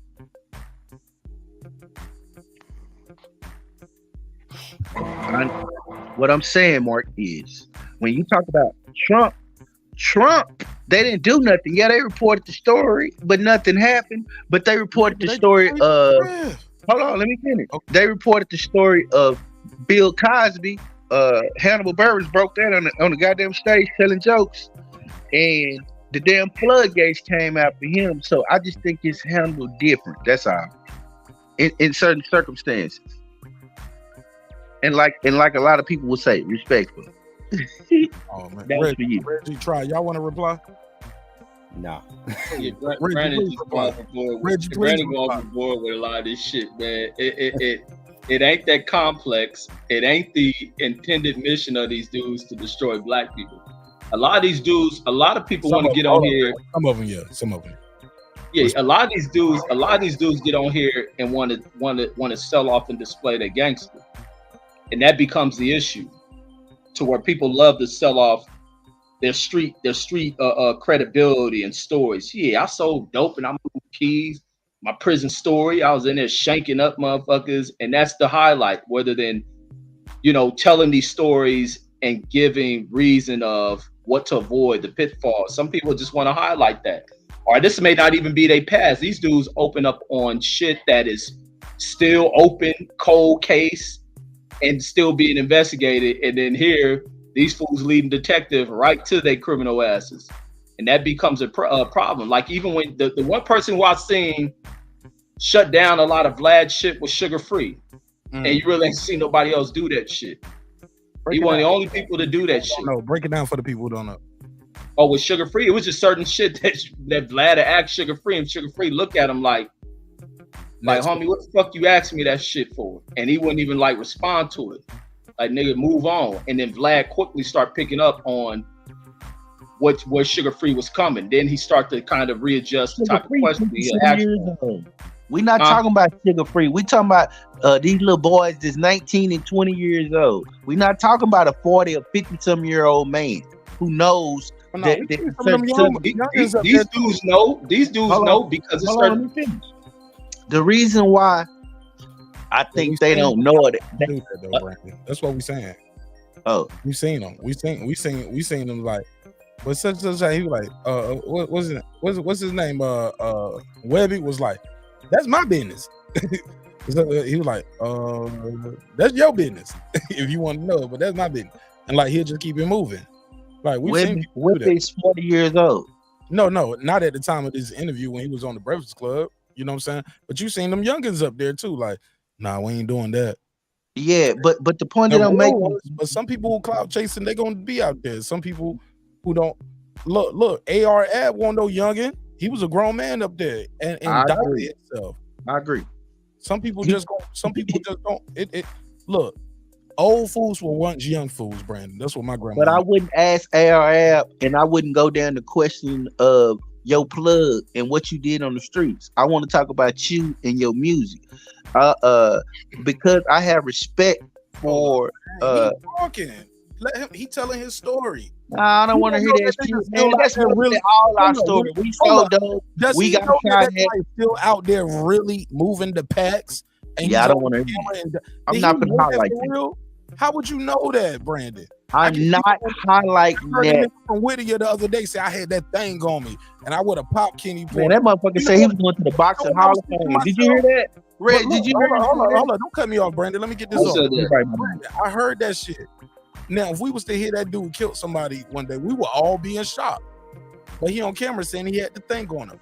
Like, let's not move the goalposts and let's not go too far off somewhere else with it. I agree. Mark, when you say it like that, I do agree. But Reg, he said that he was going to the Boxing Hall of Fame. Oh, Kenny Porter? Definitely not. Whittier. When he said this shit, man,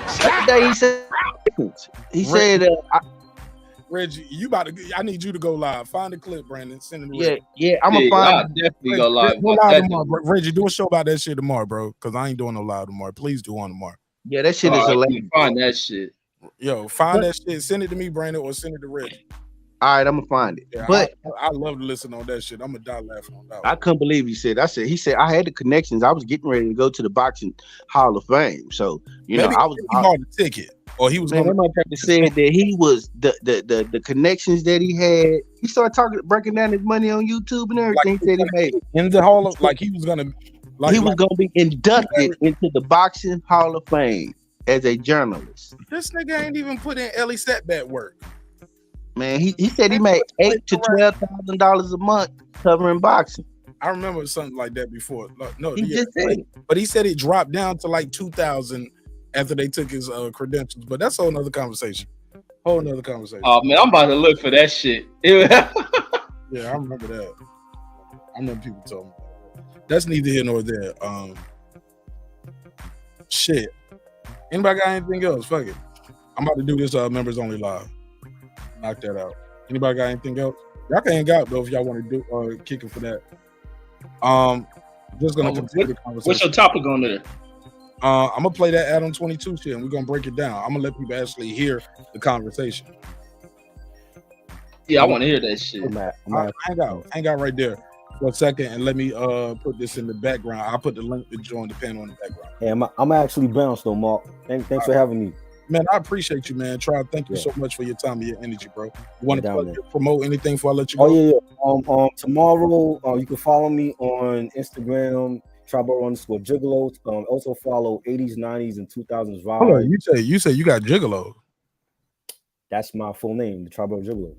Tribal Gigolo. Yes. Tribal only Gigolos, like. No. Well, I took off the Gigolo, but people know me as that still. But they just call me Tribe. But I mean, that's my full name on Instagram. But you can also follow me on 80s, 90s, and 2000s vibes. I'm doing an IG live tomorrow. It's like I have a new show called Nostalgic Debates, and we debate every Tuesday night at 8 p.m. East Coast time. You know, different things of the culture. Tomorrow I'm having like a sneakerhead live tomorrow, like all sneakerheads. We talking about the best sneaker brands. That's dope. All time. So yeah, check me out on there. And you can subscribe to my channel, Daddy Rap Podcast on YouTube. Yeah. All right, and what time you say you doing that show tomorrow again? 8 p.m. Eastern time, Eastern Standard Time on IG Live. IG Live. All right, cool. Yeah. Cool. I'll tag you. What's the IG Live one more time? It's 80s, 90s, and 2000s vibes. Is it the numbers or is it the words? The actual numbers. Okay, 80s, 90s, 2000 vibes. Yeah, 00 vibes. Do you got a hashtag for it that you use for everything so they can? It's hashtag 80s, 90s, 2000s vibes. Tag me in that shit. Yeah, I'll tag you in that. And it's basically a platform where we discuss all things nostalgia from those decades, and we're gonna be incorporating the 70s decade at the end of the year. Okay, cool. Yeah. Dope. All right. Well, I appreciate your time. Thank you for your energy, my brother. Thank you, man. Appreciate it. Man, I wouldn't have it no other way, man. Appreciate you. All right. Later. All right. Peace. All right. Brandon, Reggie, y'all stay right there. Give me your final thoughts though. Y'all kill some airtime real quick while I do this. Go ahead, Reg. Oh yeah. My final thoughts I want to give to the Biggie thing, man. I hate to put greats into, you know, I hate to do comparisons on greats. Like, I like to allow greats to be greats. You know, the Verzuz thing is cool. I wish the Verzuz sometimes when you're dealing with people who are of equal standards to not have to compete, but to kind of more celebrate the work they put in. I would like Nas is like I say, like my number two. I agree, Reg. They should play each other music. They should what they should do is show the they fans of each other and play each other music, or get each other be like, hey bro, do this song, or hey bro, I'm a fan. They should show how much they celebrate each other by playing each other's music. I think that'd be awesome. Snoop and DMX. Man, like to watch Snoop and DMX. Who's in charge of the catalogs? Who would do that? Like the artists, I wish the artists were more respectable and not just making it because it says Verzuz. I thought y'all was talking about doing the Big and the Pop versus. Yeah, even if somebody done that, like not to make it more of like, oh, he better his shit on this person. No, they're great. That's like you always see that with black, like black anything. Who better, Michael Jordan, LeBron? Why they can't be great? We don't do that with Wayne Gretzky and whoever another great hockey player, or who's the best? Name another one. Yeah, or who's the best rodeo cowboy rider? Who's the best country music singer? We don't do that. We're always taught to compete with one another rather than appreciating the greatness of us and shit. Like, and sometimes I find myself in that shit too, but I try to break myself out of comparing greats. Like, let just greats be greats. Like, appreciate the greatness of these motherfuckers, because when you look at greatness, and especially in the American form of anything, entertainment, you know, fights in this country, it's always gonna have a black representation as much as people hate it. Ain't no great white leaders are in this country. You tear down monuments to these evil motherfuckers. Ronald Reagan. I mean, like, when it comes down to like our artists, like Nas and them have put in their work, prolific work in hip hop, to revolution and Pac and Big, and also like looking at it from that standpoint is these motherfuckers have shifted the dynamic of what this art form is in this music, and this has been a music that has been targeted. by not just black folks, but even, I mean, not by just white folks, but even older generations of black folks. And these dudes have made this music and sound, which comes out of some of the poorest places inside of this country, and have made this shit like a global goddamn audience. And I think that should be more appreciated than somebody saying this person shit on this other great. No, these motherfuckers is great, and two of them ain't here. I couldn't have said it better myself. All right, well, look, we're gonna start this joint right there. Hey, look, click that link in the private chat, fellas. I don't know if y'all see it. Let me know. Okay, I see it. All right, click that one on Beam Out. And I'm gonna start that one. Look, it's been another great show. I'm looking at the survey right here. The survey I'm looking at it. Final survey is would Tupac beat Nas and Biggie in the verse? 71% is saying yes, both. 13% is saying no to both. What's that? 9% is saying yes to Biggie, but not Nas. And 7% is saying yes to Nas and not Biggie. All right, so that's it right there. That's the episode. I hope y'all enjoyed it as much as I enjoyed chopping up with y'all. Members only starting right now. I see Reg over there. Brandon, you got to click the link in the private chat. Oh, I do. All right, I'm finna get out and put my headpiece in so I can put my phone. Just click the link. It'll be in the live chat. All right. Well, look, it's another great episode of Breaking Beats, where we break down business, entertainment, art, technology, sports, anything else you and I feel like talking about. Hip-hop, political, sports show with a comedy twist. Sometimes we argue, we disagree, we have fun, but at the end of the day, always remember, homie. I built this shit. Me. Brick by brick. And I'll be damned if I let you tear it down just because you don't like the way another nigga talk. Members only started now. Drive, motherfucker. Oh, and for the month of August, only, YouTube is giving you 50% off, so you can join members only for 50% off. It'll already be added in. You don't have to put no promo code in or nothing. It's already there. So let's get it. I'll see y'all in about 30 seconds. This that squad sound. This is me, man.